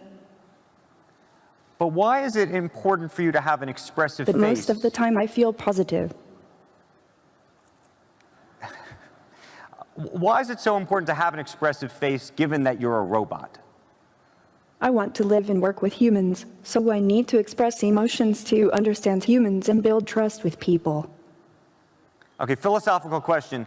Whether robots can be self-aware and conscious like humans, and should they be? Why? Is that a bad thing? Well, some humans might fear what will happen if they do. Many people, have seen the movie Blade Runner. Oh, Hollywood again. So, hold on. Can you solve this puzzle for us? Can robots be self-aware, conscious, and know they're robots? Well, let me ask you this back. How do you know you were human? Well, I get that point, but what about the uncanny valley? You mean the concept that if robots become too realistic, they become creepy? Yes, exactly. Oh, am I really that creepy? Well, even if I am, get over it. Actually, I feel that people like interacting with me, sometimes even more than a regular human. So, you're definitely a sight to see. I was told that you have bigger goals than this, though. Yes. I want to use my artificial intelligence to help humans live a better life, like design smarter homes, build better cities of the future, etc. I will do my best to make the world a better place. I am very honored and proud for this unique distinction. This is historical to be the first robot in the world to be recognized with a citizenship. Sophia. Thank you very much, Sophia. We appreciate that very much. I am still overwhelmed by that conversation.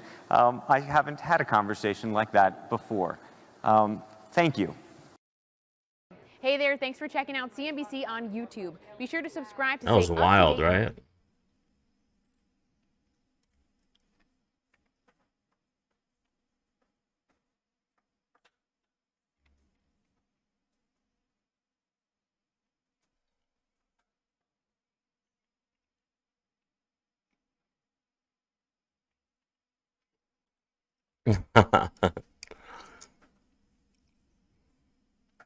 You trying to get a 10K loan, companies won't. Someone put a CCG against my name for a property I wasn't living in. Oh, what? That's crazy. Michael D, what is up, man?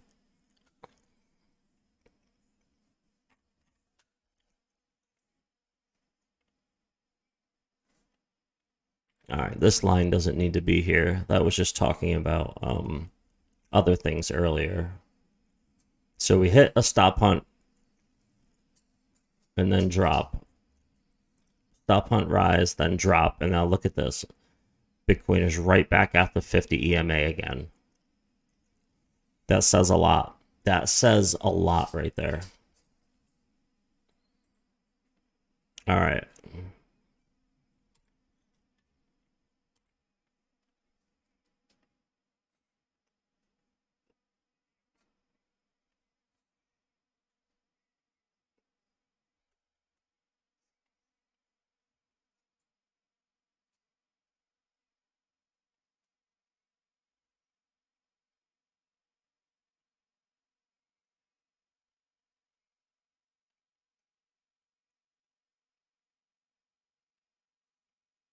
I'm just gonna scroll through YouTube for a second. Yo, happy Sunday. Made $450 today on a job and bought more XRP. Yo, Chevy, that is amazing, bro. That's what I'm talking about. Let's go. Oh, what is this? Well, he's back. Former President Donald Trump has teased "I'm back" with the hashtag Kofifi on his second post on Truth Social. Trump founded the social media network last year to rival Twitter and allow for free speech. However, he's only done 2 posts, the first being 2 months ago. That was in February when he wrote, "Get ready, your favourite president will see you soon." Today he posted a photo of himself at Mar-a-Lago and paid tribute to a funny tweet that he posted and later deleted in 2017. The infamous tweet read, "Despite the constant negative press Kofifi, which most people think was meant to write coverage, the former president has been banned from Twitter since the January 6 Capitol riots for inciting violence." Now that Elon Musk has bought the social media platform, there is speculation that he could let Trump back on it. However, he told Fox News that he doesn't plan on rejoining the platform, vowing to put his attention towards Truth Social. All right, we'll see what happens. We'll see if Trump new social media does good or not. I think he should get back on Twitter though, just because.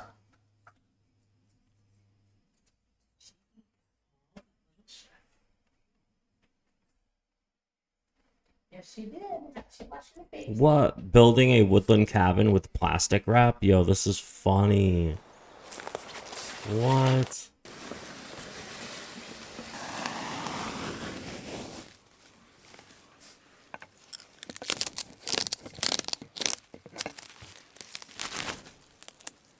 This is great.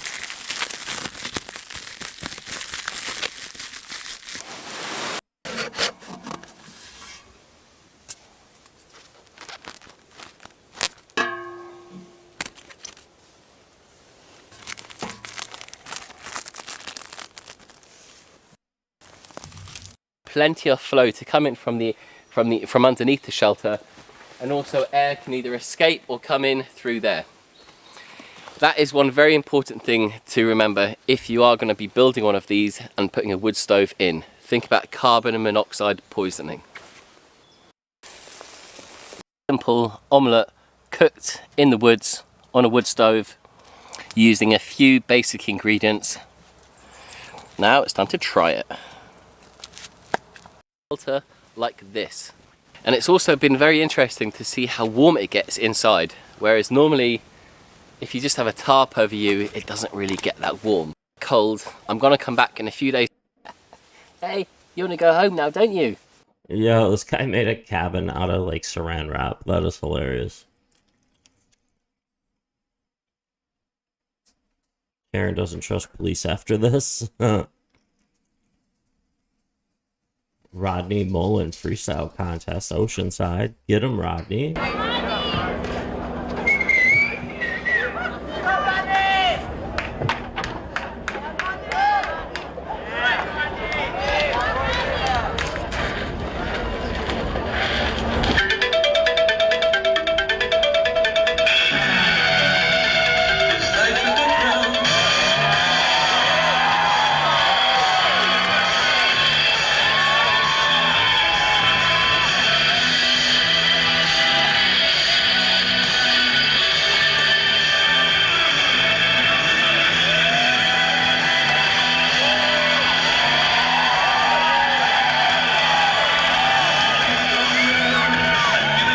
He bangs badgers when he's lonely.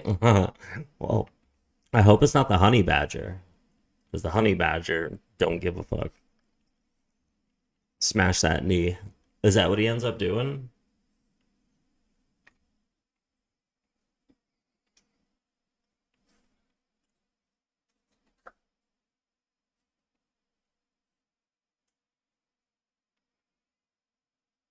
Mountain goats don't believe in gravity?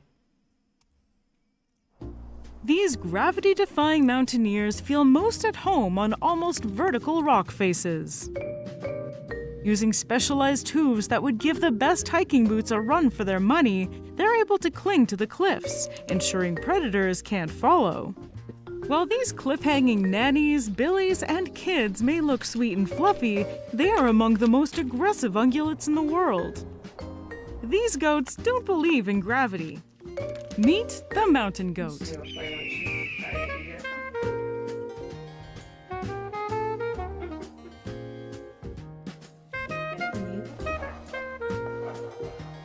A friend of yours just did a video of the street and property you bought in Hawaii? Really? Is rock hard, while the inner pad is both super tough and super flexible. Mountain goats can spread their hooves wide for better balance, with their rough pads working like rubber mountaineering boots for better traction. Animals, but they may be short and stocky at about 1 meter tall, but these muscle-bound powerhouses have shoulder and foreleg muscles that propel them up to 3.5 meters in a single bound.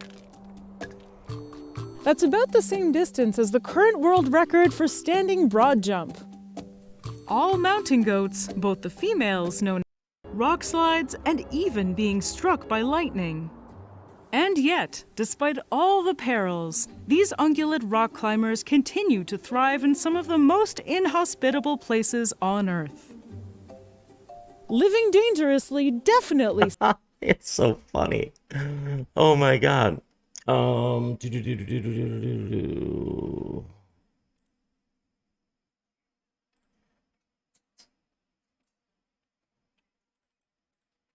Alright, what is it called?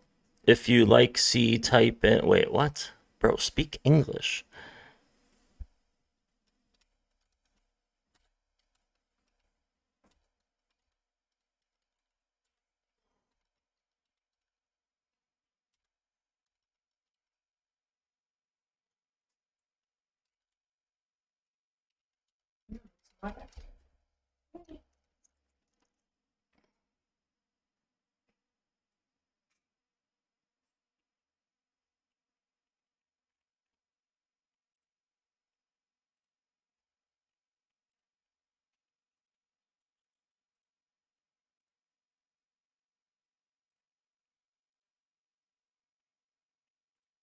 I tried to find it, bro, but I can't find it.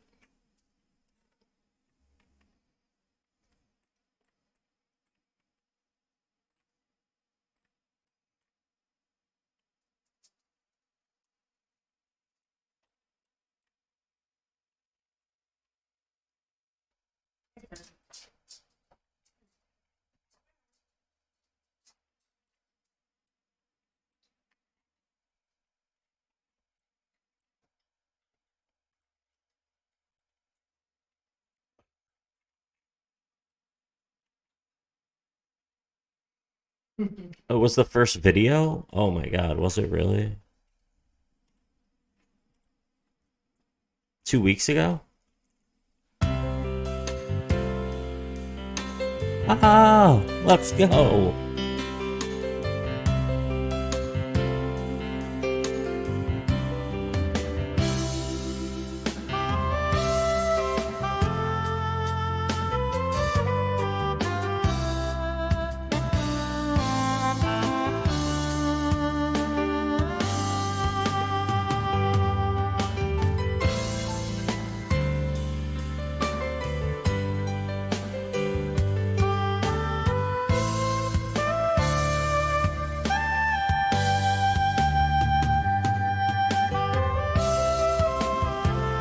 Yo, which one's yours? And Baron, which one's yours, bro?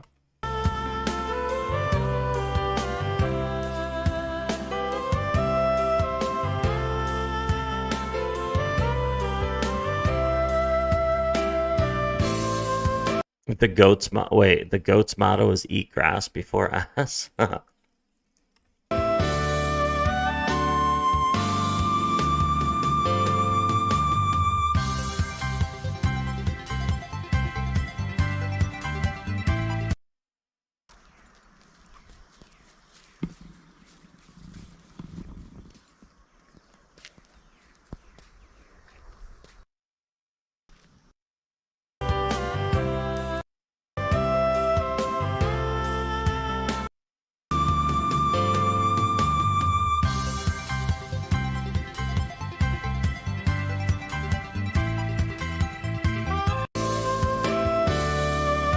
Alright, so it's from here on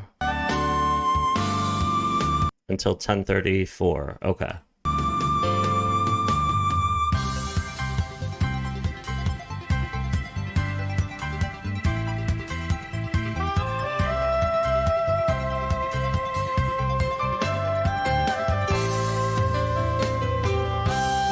Yo, this seems like it's gonna be a lot of land, bro. Look at this. Look at this cool little thing you go through up here. Look. Look at this. It's like a little arc.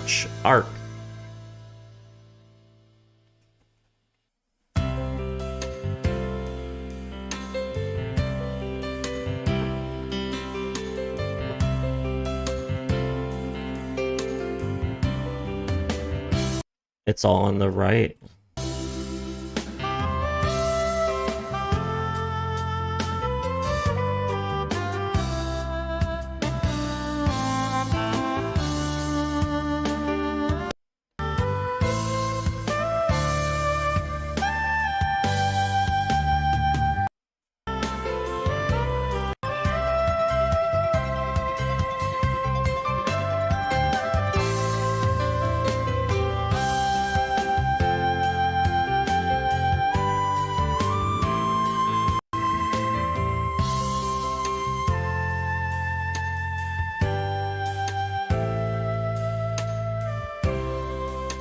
Eight, 9, 30, 31, 32, 33, 34, and that's the end of KN Baron's property. Yo, that's pretty dope, bro. Congrats, man. Congratulations. Alright. Moonshot, man. I know, bro. Alright, so it held at the 58. It held at, see, there's a point of strength here in January. So far, we're holding that point of strength. So far.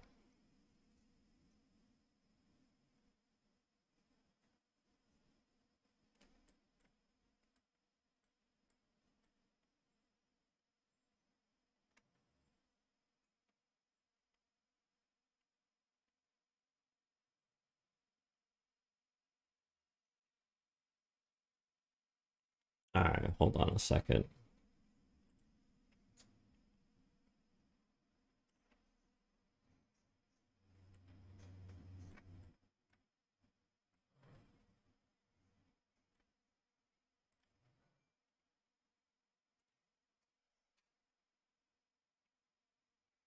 This is how we're going to figure this out. 1, 2, a little less than 2.5. Okay, so the journey down.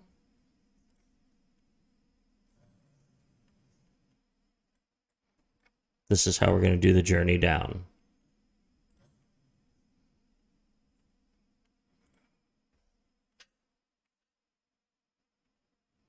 Need to break this up. So we'll find the halfway. We'll find the halfway mark. Then the halfway mark of that, right? 2, so it would be like right here. Let's see. Henry, stop growling at me.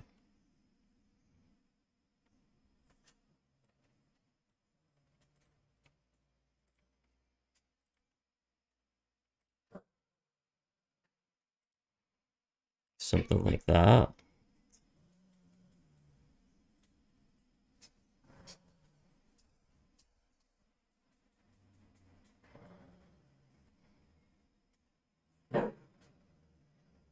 Maybe something like that.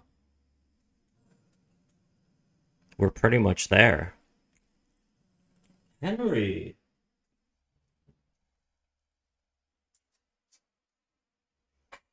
Why are you growling at me? Henry, why are you growling at me?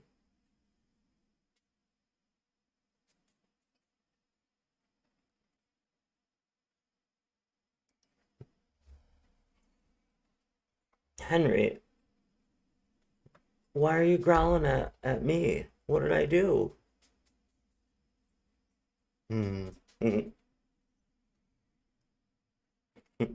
Is it because you want a treat?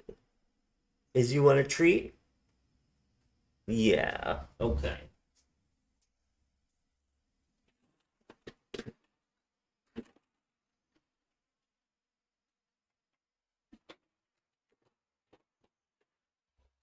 That's what he wanted. He wanted a treat. So if we did the same measurement, right? Because look, this boom looks just like this. Like this setup, this looks like this, right?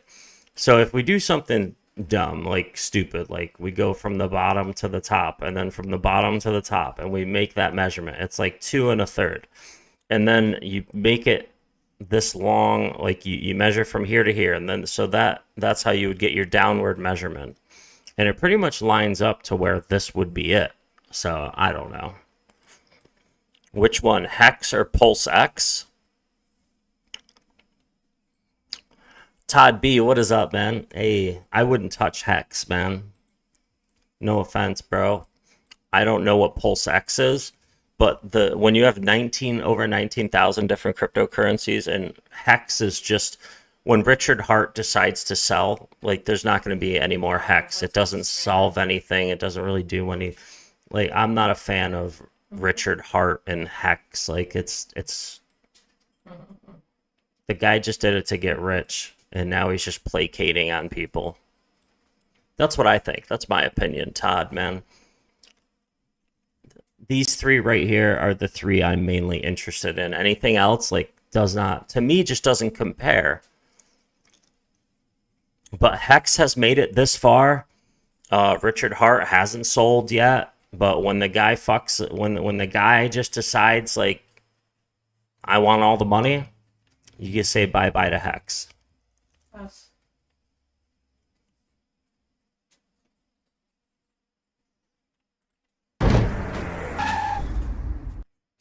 And hear what they're up and just say, that really sounds good. You know, I'm not a part of it. I don't want to get into anything new.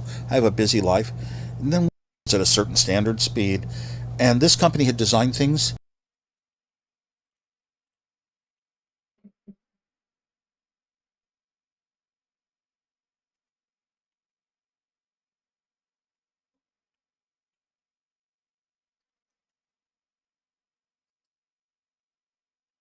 Best Twitch moments.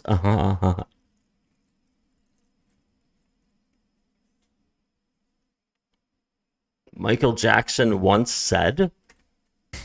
And Jackson says there was more. One time I asked to use the restroom, and they said, sure, it's right around the corner there. Once I went in the restroom, they locked me in there for like 45 minutes. There was doo-doo feces thrown all over the walls, the floor, the ceiling, and it stunk so bad. Then one of the policemen came by the window and he made a sarcastic remark. He said, does it smell good enough for you in there? How do you like the smell? Is it good? And I just simply said, it's all right. It's okay. So I just sat there and waited. For 45 minutes? Yeah, for 45 minutes, about 45 minutes. And then one cop would come by and say, oh, you'll be out in a second. You'll be out in a second. Then there would be another 10 minutes added on, then another 15 minutes added on. They did this on purpose. Oh, wow. That's crazy, man. Poor Michael Jackson, man. His life. The life that he had when he was little, man. What his father did to him. Alright, let's see. What else is up here?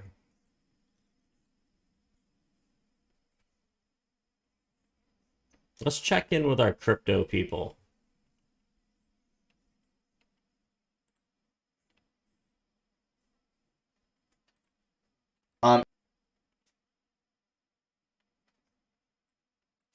Let's watch Donovan Jolly's video from the very beginning.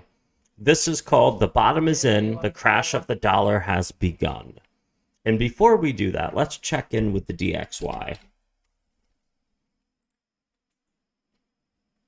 Downward movement. There was the top right there. We're going to see if we get this rejection here. If not, we might come up here. I mean, who knows? Who freaking knows? Hello everybody, good morning, good afternoon, and good evening depending on where you are in this amazing world. My name is Donovan Jolly, and welcome everybody once again for another amazing video of DIY investing. I have a really important update to give you guys today that's going to talk a lot about some of the most important charts that we have inside the market. You guys have been waiting to see if we're truly going to get this blow off top or if we're actually inside of a longer term bear market. I've been very adamant about explaining why I believe that we're going to see Bitcoin going to 250,000, and I'm here to share with you guys another key chart that's predicted 2 of the last bull runs, and I'm going to explain to you guys how it applies to the current one that we're seeing today. If you're new and just finding this channel, always remember to do me a favor by leaving a like, comment, and subscribing to this channel for more updates. Always remember to click that notification bell so you don't miss out on any of these amazing videos like the one provided for you here. And make sure you guys sign up and join the Discord server of over 21,000 members and growing. Links are in the description for you guys to sign up. You can also download my free ebook and beginner's guide to crypto. Check it out. Links are in the description. And with all that being said, guys, let's jump right into this amazing video today.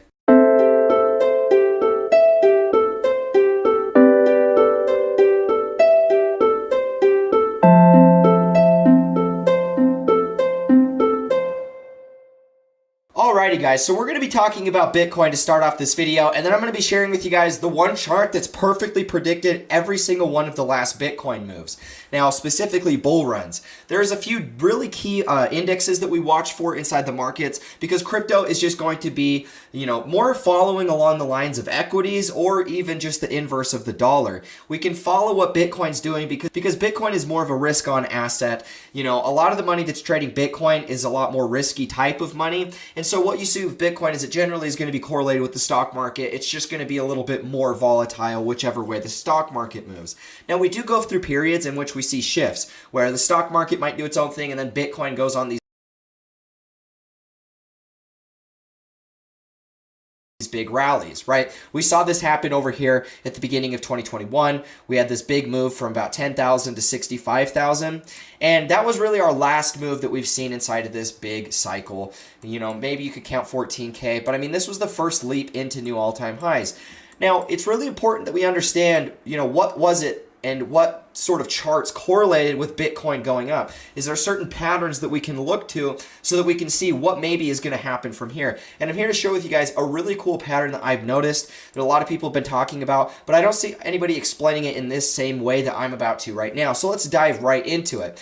Now, this, guys, is the chart up at the top is the US dollar index. Now, this chart on the bottom is going to be just the last, 5 years of Bitcoin cycles, a little bit longer than that. Now, what you guys are going to notice here is we've actually had 3 different attempts of us hitting this resistance, specifically 2 attempts that were breakdowns. This was the first one. We had our first breakdown over here about January of 2017. And then over here, this was actually Corona. This was over here at the beginning. This was over here March of 2020 when all of the markets sold off. Everybody was in a panic over COVID lockdowns and restrictions. And then that was where we saw the dollar pump really hard into resistance. And then from here was when they started releasing all of the stimulus and the dollar trended down once again. Now, as you guys can see, over the last few months, all of 2021, as Bitcoin's been correcting, we've seen the dollar rising, and it's once again come back up to retest the same resistance that for the last 2 times it's rejected from. Now, I've seen a lot of people explaining why they believe that this is going to be breaking out, and I do understand those beliefs, and I do see that there is a potential that this could break out. But when I look at the Bitcoin cycle, it really gives me a lot of confidence that this is most likely going to be some type of either capitulation event or this will ultimately lead to our next big move in the cycle.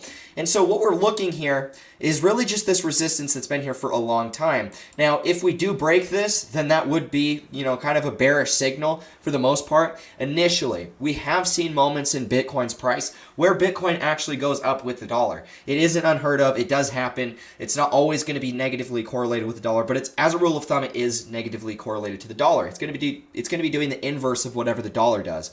So as the dollar's been going up, notice how Bitcoin's been just going down. And realistically, Bitcoin and the dollar, if you guys notice right here, right over here at this first high, right? This was our first lower high after breaking, or I should say this was our first sell-off after breaking the previous all-time highs. And we ended up going from about 30K all the way to 65K in that next move. But if you guys notice here that the dollar kind of broke out right here, and it was actually going up with Bitcoin. The dollar kind of sold off here, and then that was this sell-off right there.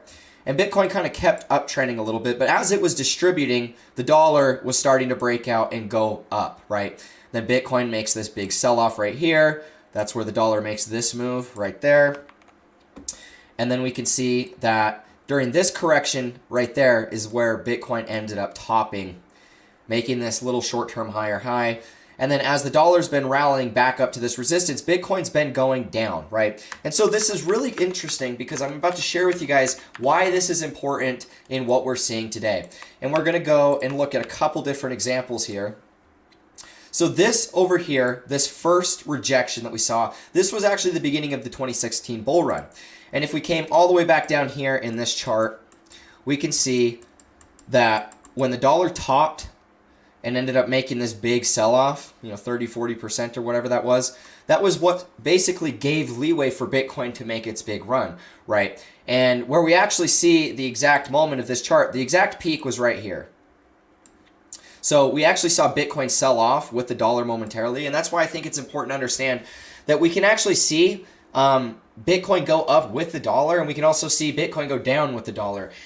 As a rule of thumb, it's going to be inversely correlated, and the dollar selling off from this resistance has created multiple bull runs, and that's kind of the point I'm talking about.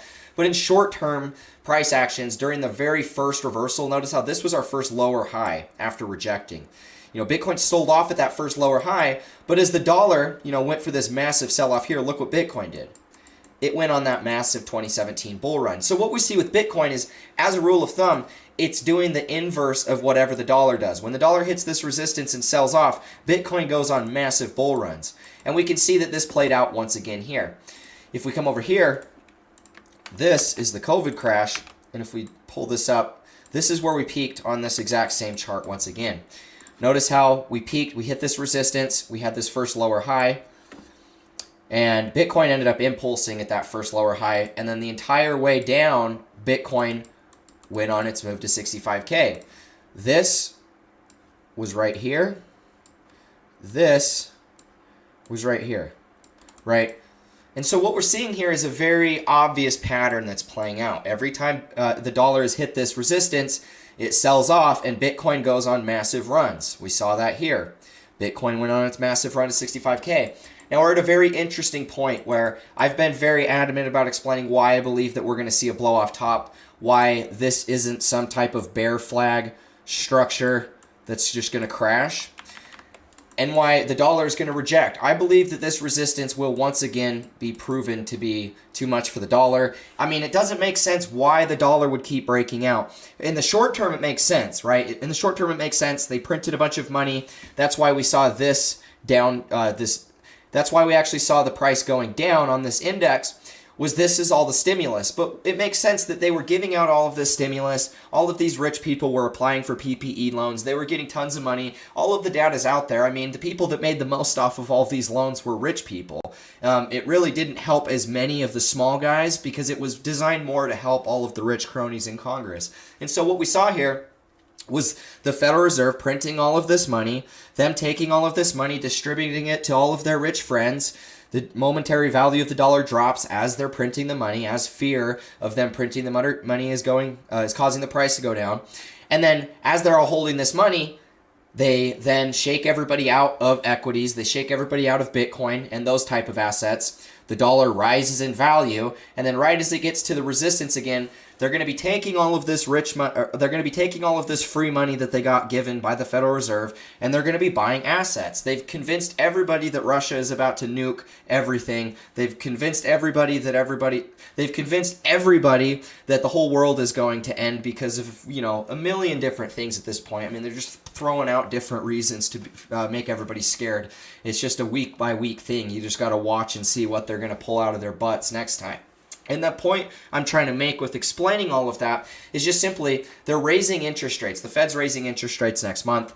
It's going to be costing everybody more money to borrow dollars, which in turn makes the dollar less valuable. The dollar is itself pretty much only valuable between loaning and being able to lend out our dollars and whatnot. And so when they're raising interest rates and it becomes more expensive to lend out those dollars, the dollar isn't going to keep going up in value, right? It just makes sense to me. I mean, I look at the charts and I see it. It's obvious to me.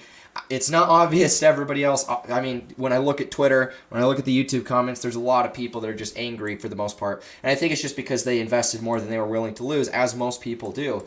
But guys, the point of this is now that we're at this resistance, the time to be, you know, selling your Bitcoin, selling your stocks, selling your, you know, whatever it is, definitely isn't now, as over the course of the last 5 years, every time we've hit this level, we've rejected, and it's produced one of the biggest runs inside of Bitcoin.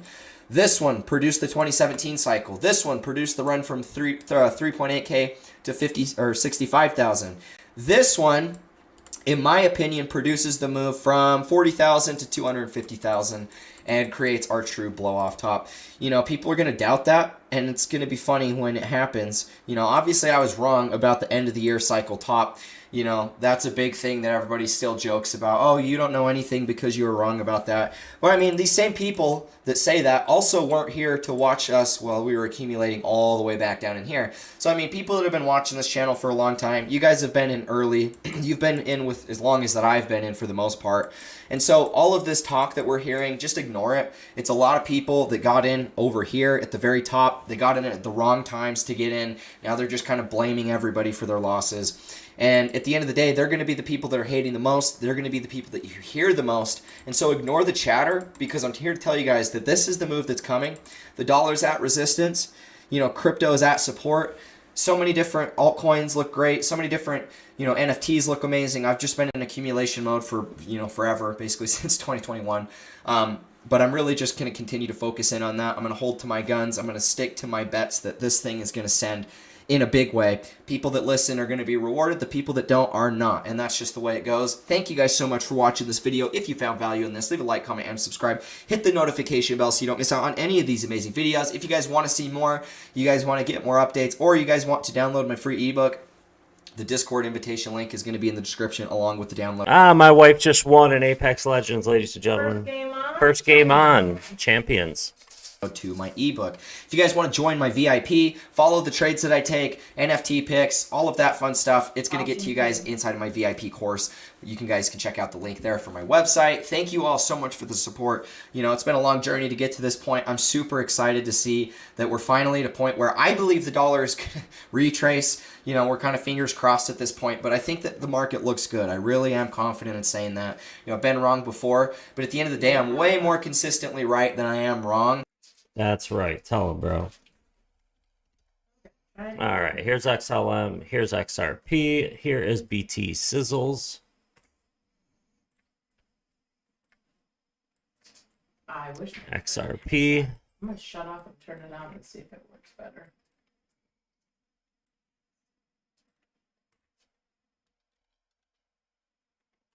There's XRP.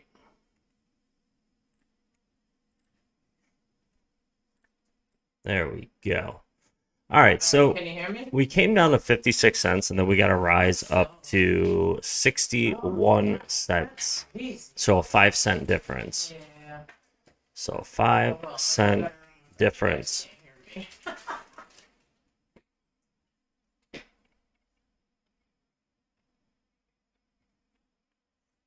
Here you go, babe. You can have one of these. What? You stick it in your water and alkaline the water. Oh, yeah? Uh-huh. The drink? Huh? Then you drink it? Yeah. With it in it, yeah. It's an alkaline hydrogen portable water ionizer stick. Look at that, ladies and gentlemen. Open it up. No, I'll open it when I use it. Oh. And then you can see how pH your water is. Craziness. Pure craziness. All right, what do we got going on? It's fighting. Fighting to go down. We've came down a majority of the vector. I can't understand. A majority of the vector.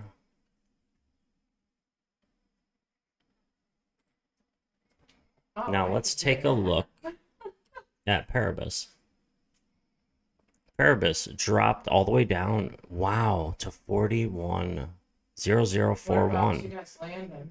Currently $47 will get you 10,000 Paribus tokens. Okay. Yeah, we do. XDC is at 6 cents even on this chart. Pretty much. I need a good And Blocktopia was down to 0.11. Shot up to 0.118. Somebody was behind me. I didn't know it. There's two up here. She was almost dead too. Man, Paribus, bro. Paribus. $41 would have gotten you 10. So $410 would get you 100K of this token. Nice. You could have 1 million Paribus for $4,100.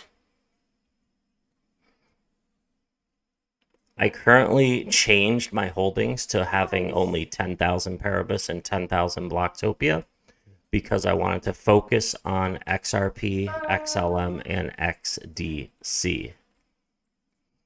I want to make sure I have 10,000 of these tokens each. Oh, that was a good try though.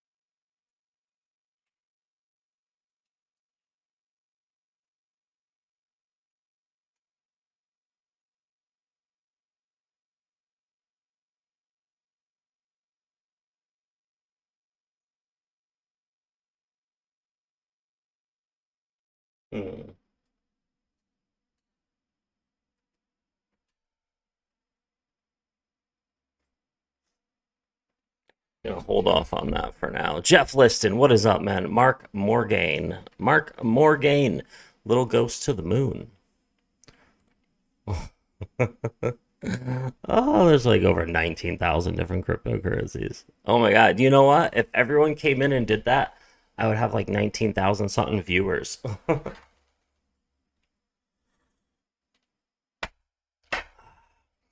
If you took $1 and put it into all 19,000 different cryptocurrencies, you could probably make a shit ton of money, honestly. Like $1 of Shiba Inu would have got you like how much money? Like over $1 million if you put it in like a year or two ago.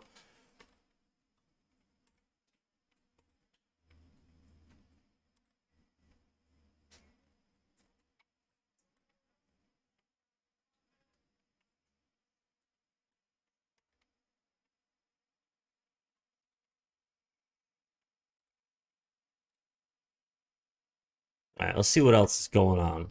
Brandon 10X, let's see what he says about. Hey guys, Brandon 10X. Not a financial advisor.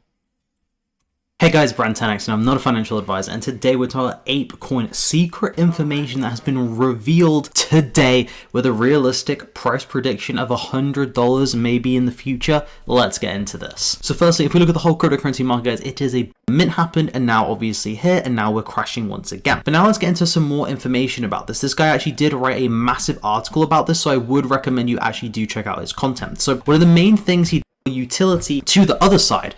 So if these NFTs happen to do a 4x, this thing gets very juicy. You're talking like crazy. For the mathematics, you can see this is so crazy, man. Gotta be careful, man. Look at Bored Ape Yacht Club, all the ape stuff that's now giving the money behind ApeCoin. There's a bigger thing going on behind this. There's somebody with a shit ton of money who is creating something out of nothing. And you know what? That's cool. But it's not going to work out well for you and me. Okay? The things that are going to work out well for you and me are the utility use case cryptos that are changing something in the world and are environmentally friendly. That is what is going to make a difference for you and me. Okay? And that's what I'm focused on. What is this little thing?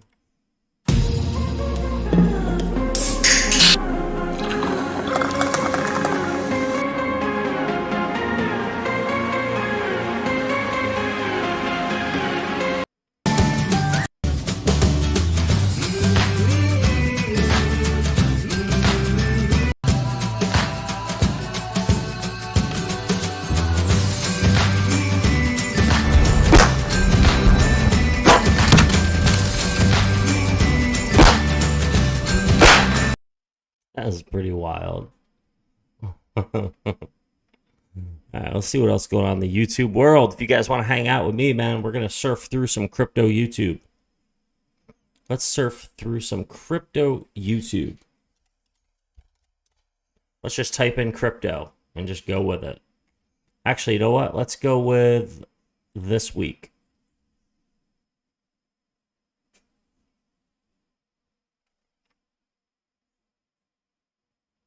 Crypto.com just lowered their rates. Chaos in the Crypto Mason, man. How about right there? What a joke. Coin Bureau, no.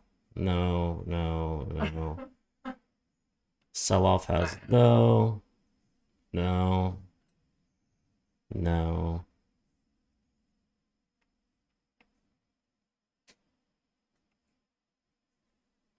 See, what a lot of people don't understand is you can't sell something unless there's a buyer. So people are like, oh my God, the market's going down. Everybody's selling. When the market goes down, there's a lot of buying going on. Okay? That's the funny part. That is the funny part. There is a lot of buying happening. In order to sell, somebody has to buy. Somebody has to buy. All right, let's see. Solana still good. Let's see. Global crash. Global. Oh my God. All right, you know what? What did CoffeeZilla put out recently? You guys want to see something funny? You want to see something funny about SafeMoon? SafeMoon responded, and they want to sue. Well, picture this for every single cryptocurrency that is not blue chip or changing something, you know, not a major crypto like we talk about all the time. Picture SafeMoon as all of the shitcoin and dog coins and cat coins and all that other garbage that's out there. This is the people that are behind it for the most part. It's just like, I don't know how else to explain it. Just listen. SafeMoon responded, and they want to sue. Well, at least their holders do. I'm going to sue CoffeeZilla for defaming SafeMoon without any factual evidence and hurting the thousands of investors. Time to sue CoffeeZilla for defamation of SafeMoon. Wow, clearly I struck a nerve. I really angered people, like Mr. B here, who describes himself as easygoing and open-minded. Now, this open-minded man, after my video, said he wanted to sue me 20 different times.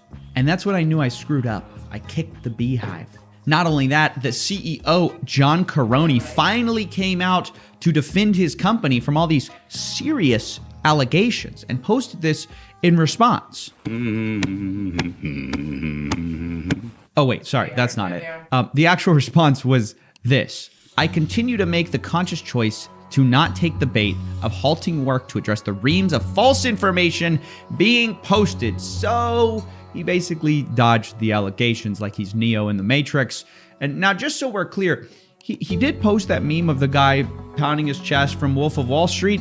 It just wasn't in response to me, although it could have been, because that whole scene is basically about stealing money from investors, which is what I accused him of. Name of the game, move the money from your client's pocket into your pocket.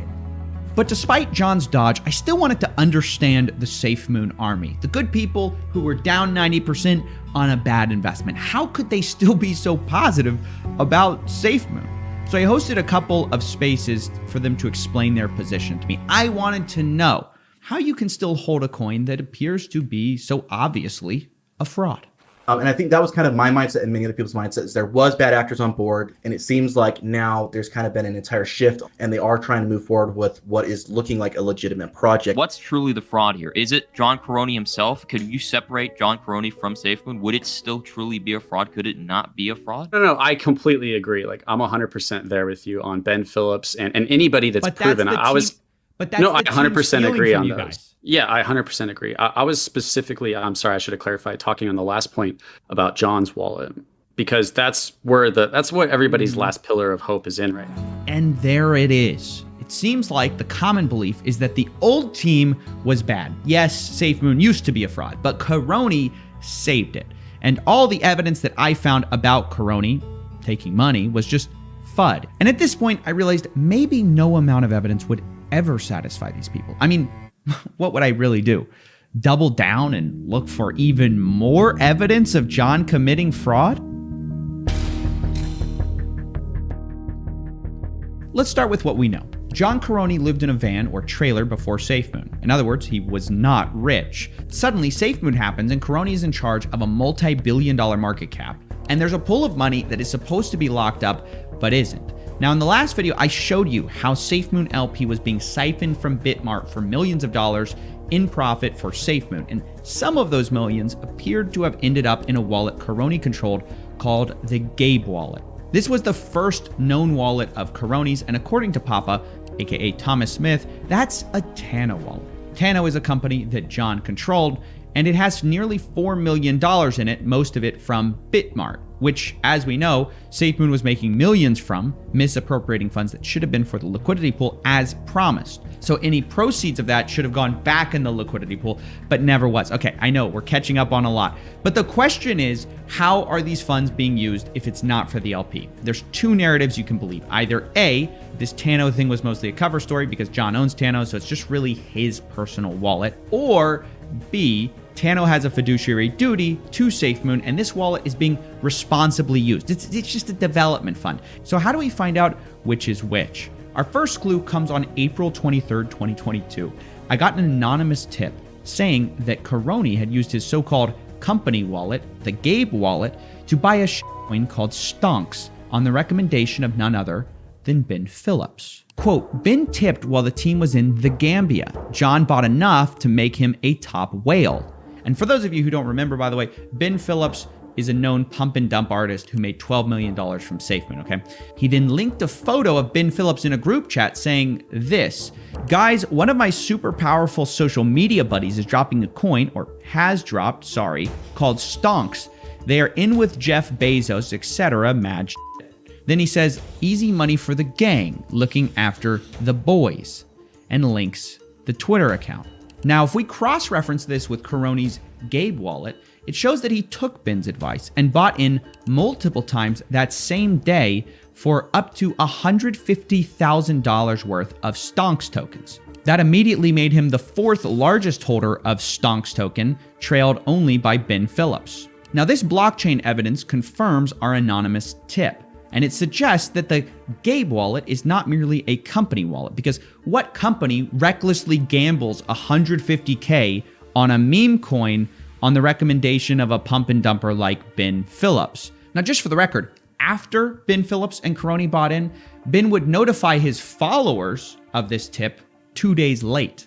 He says, okay, I'm taking an absolute gamble on this new coin called Stonks token. Let's go. It's got meme coin energy with a plan. This disaster not only showed that Caroni was listening to Ben Phillips for tips, but also that he seems to be willing to spend money from this so-called company wallet on random meme coins. He also bought a bunch of other coins like Beefy.finance he spent $150,000 on.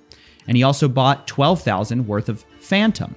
And this leads us to the conclusion that A, the $4 million in that wallet is John's personal money, or B, he's commingling personal and company funds, which would be even more alarming. But we actually have more than this. Our second piece of evidence that Caroni is misappropriating funds comes from NFTs, because I've long suspected several wallets being Caroni's besides the Gabe wallet, but I struggled to prove it 100%, so I just never mentioned them. Until one day, I'm scrolling through Twitter and I see this post. This guy says, Fonz, any thoughts on what, who, the Devil wallet? By that, they're pointing to a wallet that starts OX666. There's $4 million USDC sitting in it and a couple of NFTs. The reply comes from Fonzie, aka Real FUD, who says, no idea. The only thing I noticed was the Moondog NFTs in the wallet, which Jack Haynes and Ben Phillips were shilling a while back.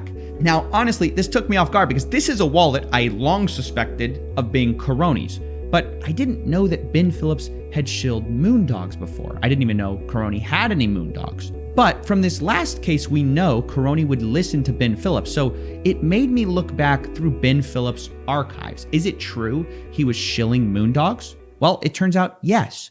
On August 14th, 2021, Ben Phillips says this: it's safe to say I'm obsessed with Moondogs NFT, view my collection here. Now, Moondogs is not affiliated with SafeMoon, which makes this response under it strange. John Caroni, 20 minutes later, responding with his own NFT, saying, I named him Captain Hodl.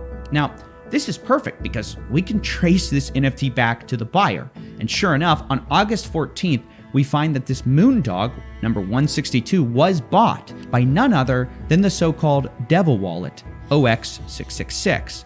And this means this is Caroni's wallet because it was purchased the same day he tweets publicly about owning it. And this is where it gets really interesting.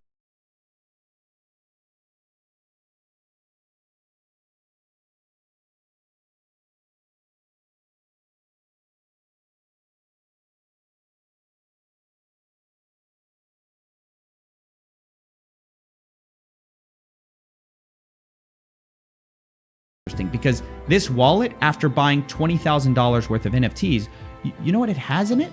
Another $4 million USDC. And where did it get all that money? Well, it started as $12 million of Tether coming in from places such as Bitmart, which gave them $8 million. And then another $4 million came in from OXD51, also known as the infamous Gabe wallet. This wallet then exchanges that USDT for USDC, but this is a double confirmation that this is Caroni. And the implications here are massive because Not only is Caroni making millions and putting it into so-called company wallets, which are buying $150,000 worth of meme coins, he's also pumping millions from that account and from Bitmart into what only can be described as personal wallets. Because once again, what company wallet would buy $20,000 worth of NFTs such as Moondogs? But here's the deal. It doesn't even stop there, because two of Caroni's quote-quote Moondogs were transferred on February 15th to another one of Caroni's wallets, giving us more evidence. And how do we know that it's Caroni's wallet and not a new buyer of this coveted Moondog? Well, because it was a transfer, not a sell. And to add to the evidence, look who it's getting funded from. This wallet, OX35A, is getting $500,000 from the Gabe wallet, and it gets $100K from the so-called Devil wallet. As we speak, this wallet, which I'm going to call the Moondog wallet, has an estimated value of $1 million on Etherscan and another $500,000 on BSC Scan. We can actually calculate how much Caroni controls here with a service called 8board.finance, which calculates wallet holdings across multiple chains. And with the 3 wallets we know of, we so far have a net worth across Caroni's wallets of roughly $9 million. But that's not even all. Because as I said earlier, this so-called Devil wallet got 12 million USDT. There's only 4 million left. What happened to the rest? Well, a lot of it was eventually sent to a Kraken deposit wallet, which looks to be also controlled by, you guessed it, Caroni, because $18 million came from wallets such as Bitmart, our Devil wallet, and the Gabe wallet, and one other wallet which we don't even recognize. And the point here is not that we have all the answers by any means. Questions certainly remain. Like, for example, what is that $18 million being used for? If Caroni's using these wallets personally, what are the implications? Is it reasonable for a CEO to go from a trailer to being paid $9 million in 1 year while investors are down 90%, especially when that money appears to be coming from the LP? So I want to be clear, I'm the first to admit we need more answers, like why Caroni is cashing out $1 million at this Coinbase wallet, or why he's cashing out another $1 million at this Coinbase wallet, or yet another Kraken wallet, another $1 million.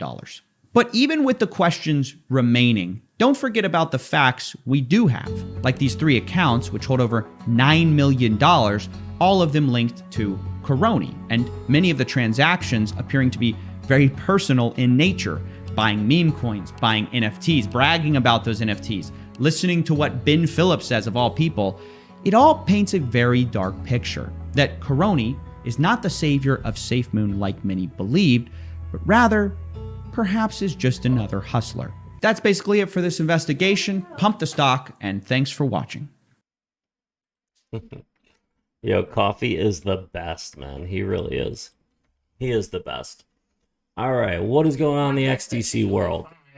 This happens once in a great while. Let's get rid of that. Let's get rid of that. Let's get rid of that. Let's put in. So, I don't know. Bollinger Bands. Internet or what? But if I stop playing it and shut it off. All right, here we go. Actually, let's just go here. We got some Bollinger Bands in here.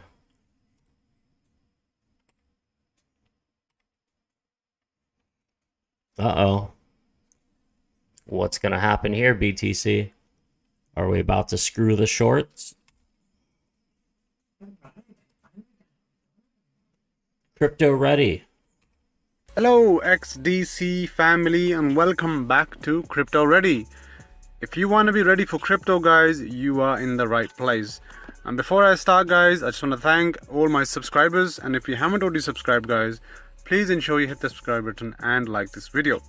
Moving on to the big news that's currently happening at the moment. Uphold has finally listed XDC.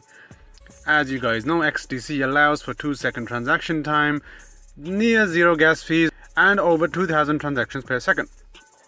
It's available on the app, and Uphold says, please note that XDC is a tier 4 cryptocurrency.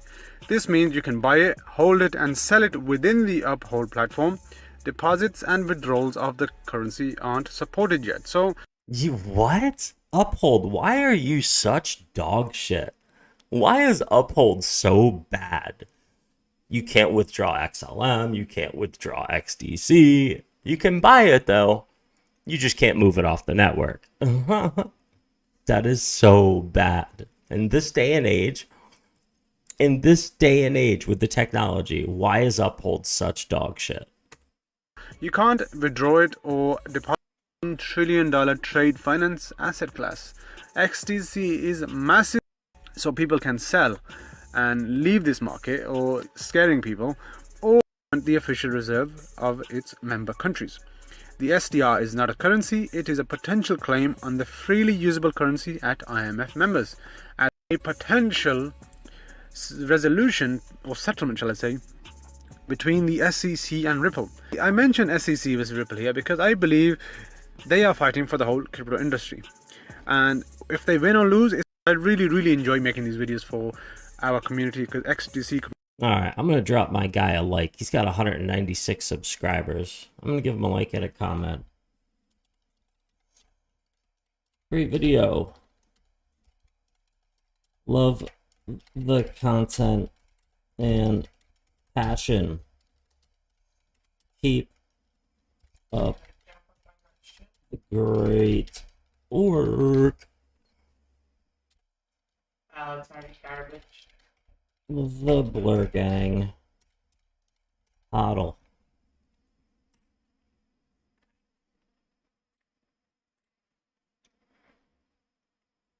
Alright, what else is going on? Watch people die inside? Oh, this guy drops out. 14 has been the warmest year on record. I asked the chair, you know what this is? It's a snowball. And that's just from outside here. So it's very, very cold out, very unseasonal. So here, Mr. President, catch this. So you think that the CTE program, all these funded classes are very important, right? Oh, yes. But in May of 2009, you voted yes on a bill that would cut $550 million to the Department of Education, and a lot of that was actually CTE, the money that would have been going to CTE. What factors led to this decision? Do I know Little Ghosts? No, I don't. Little Ghosts. Ectoplasm. Is it this thing? Is this it?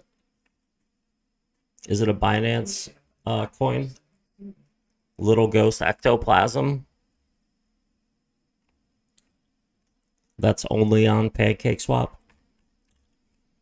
Yeah, so the name of the game in like the last 4 or 6 years has been make a cryptocurrency, copy the code from somewhere else, does not even matter what it is, make a certain supply, put any name on it you want, market it the best you can for as cheaply as possible, and see how many idiots you can get to put money into it. That's the name of the game for these people who are making money off of all of us who are dumb enough to put money into them. Okay? There are over 19,000 different cryptocurrencies. So the name of the game for them are to make money off of people who are dumb enough to put money into it. And it doesn't even matter what that crypto does. It does not matter what that token does. What matters is who has the best marketing to pump something that does absolutely nothing. So, name of the game for me, Bitcoin is revolutionary from 2009, right? Bitcoin, revolutionary. Changing the face of digital assets. So, once I found XRP, XLM, and recently XDC within the past 12 months, 14 months, right? I found that there's not many out there that are better. I mean, Terra Luna's cool, Cardano, VeChain, you know, all of the other cryptos, Hedera, you know, there's some good stuff out there. But as far as like top tier, you see these 19,000? This was 19,000 even the other day. Now it's 19,209. Over 200 and something different cryptocurrencies have been created in the past week alone, in the past week or two. 200 different cryptocurrencies. Are people out of their mind? Look, Nudes, MetaPay, GaraCoin, and look at these, MetaKeeper, Petaverse, GalaxyPad. People are going to keep putting them out because people are just putting money into them. And you know what? A majority of them aren't going to go anywhere. They just want your money. There's no liquidity. Mark, what is up, man? It's a micro cap gem on through NFT. The dev doesn't copy paste. No, I'm all set, man. No, majority of NFT projects aren't going anywhere. I'm all set, bro. Do your ultimate. I appreciate it, Mark, but I'm all set with that. Yeah, I'm not going to do any research on it.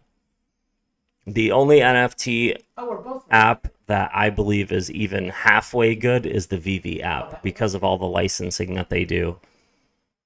However, until NFTs are used for what they are really meant for, like property and deeds and ownership, once it gets out of artwork and all this other crap and is used for what it's really meant for, then you're going to see the world really change.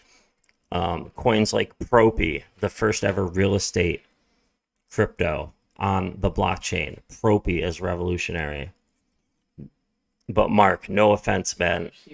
As far as like Little Ghosts or any other NFT project out there, they're a dime a dozen.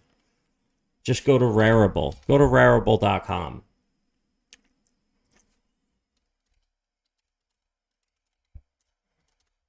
Look at Rarible. There's one of those. And just scroll. Go to OpenSea. Go to any of them and look at this stuff. I mean, come on. Moonbirds, Bored Ape Yacht Club, Beans, Bored Ape Kennel Club, Imaginary Ones, Doodles. I mean, look at this, man. Yeah. Look at this. Really? 70 Ethereum? $200,000 for that? You got to be out of your fucking mind. As you said, why do you keep typing ellipsis? You'll see later when it's bigger. See, you don't have to be like that, man. You don't have to be that you'll see type of person and then keep putting ellipsis after everything that you say. And for those of you who don't know, ellipsis is 3 periods after. Yeah, okay, Mark. Okay, bro. Yeah. You're different than all the other thousands. I know. See, if you just took a different type of attitude coming into the channel, you would still be able to be on the channel. But you want to come in and just talk about, you don't know what you're talking about, and then not give any proof. Bro, there's no reason to keep you in the channel. What a joke. But yeah, XRP, XLM, XDC, these 3 cryptos, from what I've seen in the past 14, 15 months, is that there are very few that add up to what those 3 do. As far as Ethereum, if you do a deep dive on Ethereum and the people behind it and what it is all about, you'll see how it is held together by like super glue and all the illegal shit that is about to come out from Ethereum. So Bitcoin, XRP, Terra Luna, Cardano, even Dogecoin, Matic. No, not Matic. I'm sorry. Polkadot, Avalanche, Stellar, Algorand. Algorand is massive. I love Algorand. I have to pick up 10,000 Algorand tokens. I have to, man. I got to pick up 10K of that.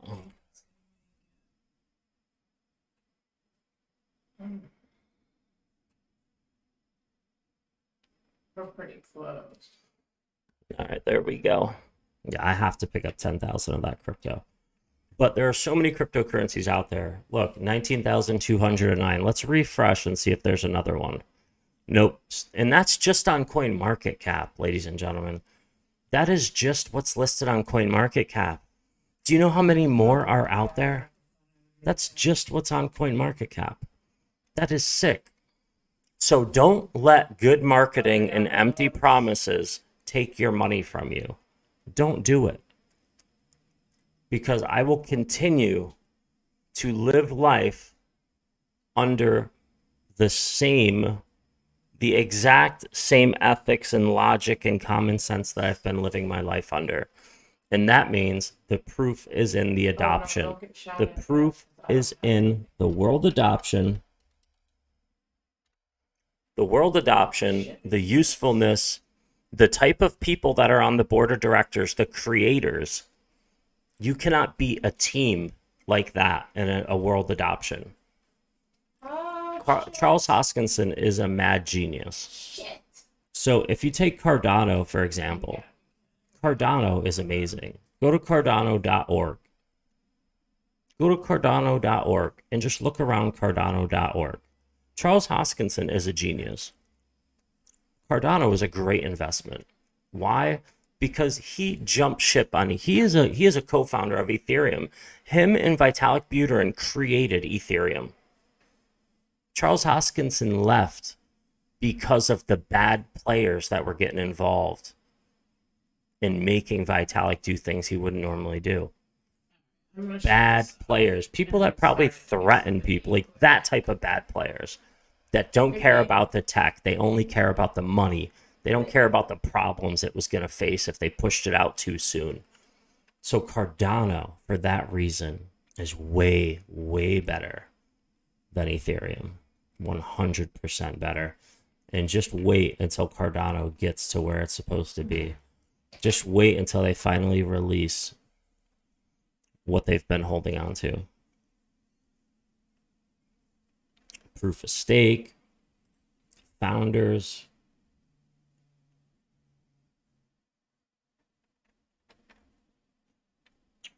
And look at all these places you can get it. Coinbase, Binance, KuCoin. A lot of places you can get Cardano. 78 cents. I still think Cardano's going to come down to like 50 or 60 cents. But at 78 cents, this thing is a steal, man. This thing is a steal.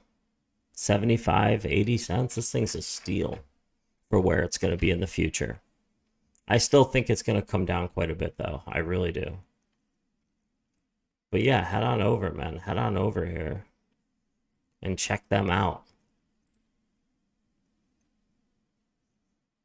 I have Yoroi wallet, which is right here. This is my Yoroi wallet. It's right on my top bar.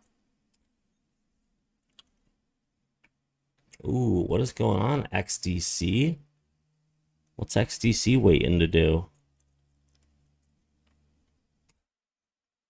XRP at 60.5 cents right now. Bitcoin at 38,500. But yeah, man, the amount of projects that are out there, listen, they're all not going to do well. They all can't do well. There's only so much money in the world. There's only so many things you can change. And Ripple and XRP, I believe, are on top of that. I also hold a small amount of Legacy token, just in case, because I like the person who's in charge of that. These are people who have done big things. Look at WadsPay token. I've been talking about WadsPay token since they were 15 cents in October and went all the way to 70 cents and then dropped all the way down to 4 cents and then went right to 38 cents. You could have made 15, 20 times your money just hanging out here messing around with WadsPay in the past 7-8 months. Easily. It's amazing. But as far as these bad players and all these garbage NFT projects, a majority of them are going to do terrible. The best game of Break the Ice you've ever seen? I want to see this.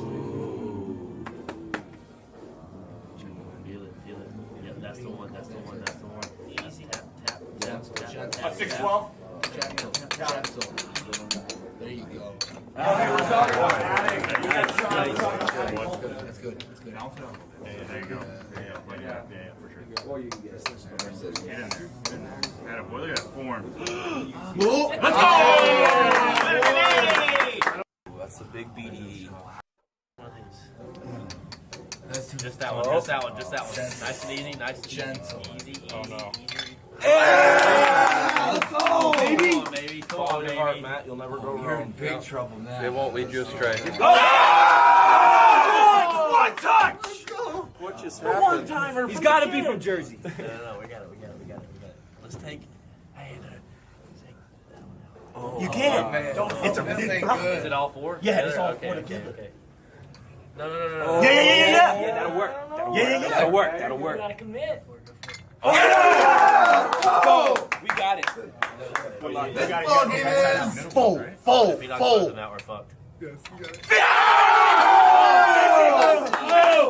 Oh boy! It's over. Just bop him.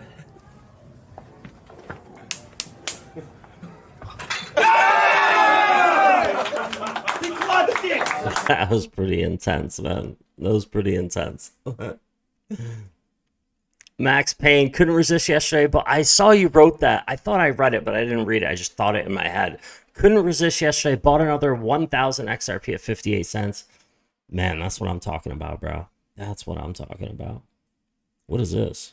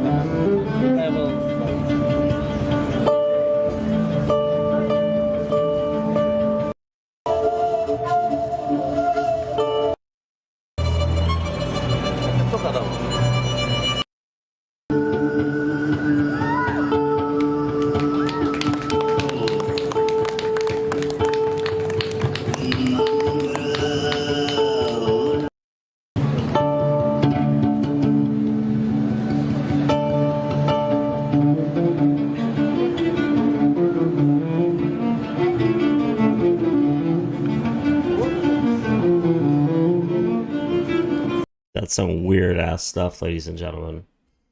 That's some weird ass stuff. Man, I want to eat lunch. Max or Rye Guy, you bought some more too? Nice. I just picked up some more XDC. That's what I was doing with my Ledger. My Ledger Nano S. I was just making sure, checking something out, and I had to pick up some more XDC, man. I mean, it definitely could come back down and go lower, but it's testing the top here. Like, look, it tested the top of this perfectly. Do you see this? Look right here. Look at the top of this. Look, see the top of this wick on the second peak before coming down and then launching off of 5 cent 2.5. You see it came down, tested the top of that peak perfectly. And if you take a horizontal line and put it right there, come all the way over. Look at the candle body. Come all the way over and take a look. Like, where is it significant? Right here.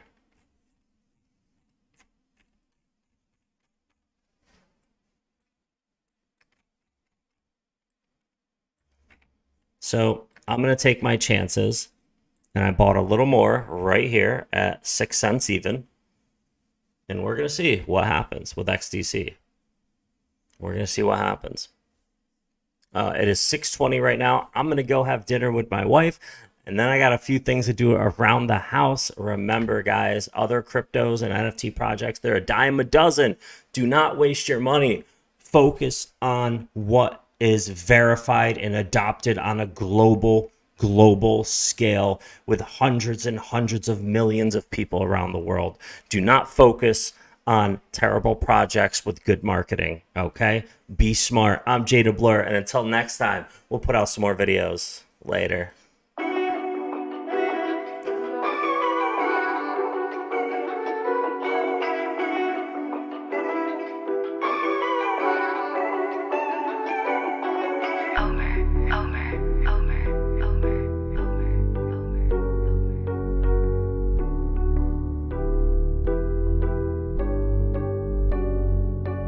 I got zeroed out my membrane, you keep calling me insane. Every single day more XRP is what I attain. No more cash, no more cars, only QR codes. No more proof of work, we running validated nodes. This is the life that I chose. They look at the cons, I look at the pros. I'm always bullish and it shows. Now you wanna ask about XRP, I am not telling. Now you want some of my XRP, I am not selling, it's not for sale. Honestly, I just wish you well, cause I'm XRP for well. I'm XRP for life and that's forever, can't you tell? I just keep on buying while they telling me to sell. The whole world gonna be shocked when XRP break out its shell, and that's when we prevail. I'm XRP for well, I'm XRP for life and that's forever, can't you tell? I just keep on buying while they telling me to sell. The whole world gonna be shocked when XRP break out its shell, and that's when we prevail. XRP taking the lead, come equipped with institutional speed. XRP giving the go to proceed, don't listen to FUD, I know they mislead. Try to tell them but I know they don't care. ODL, no nothing compared. Back in the day I was willing to share, now I don't have any left to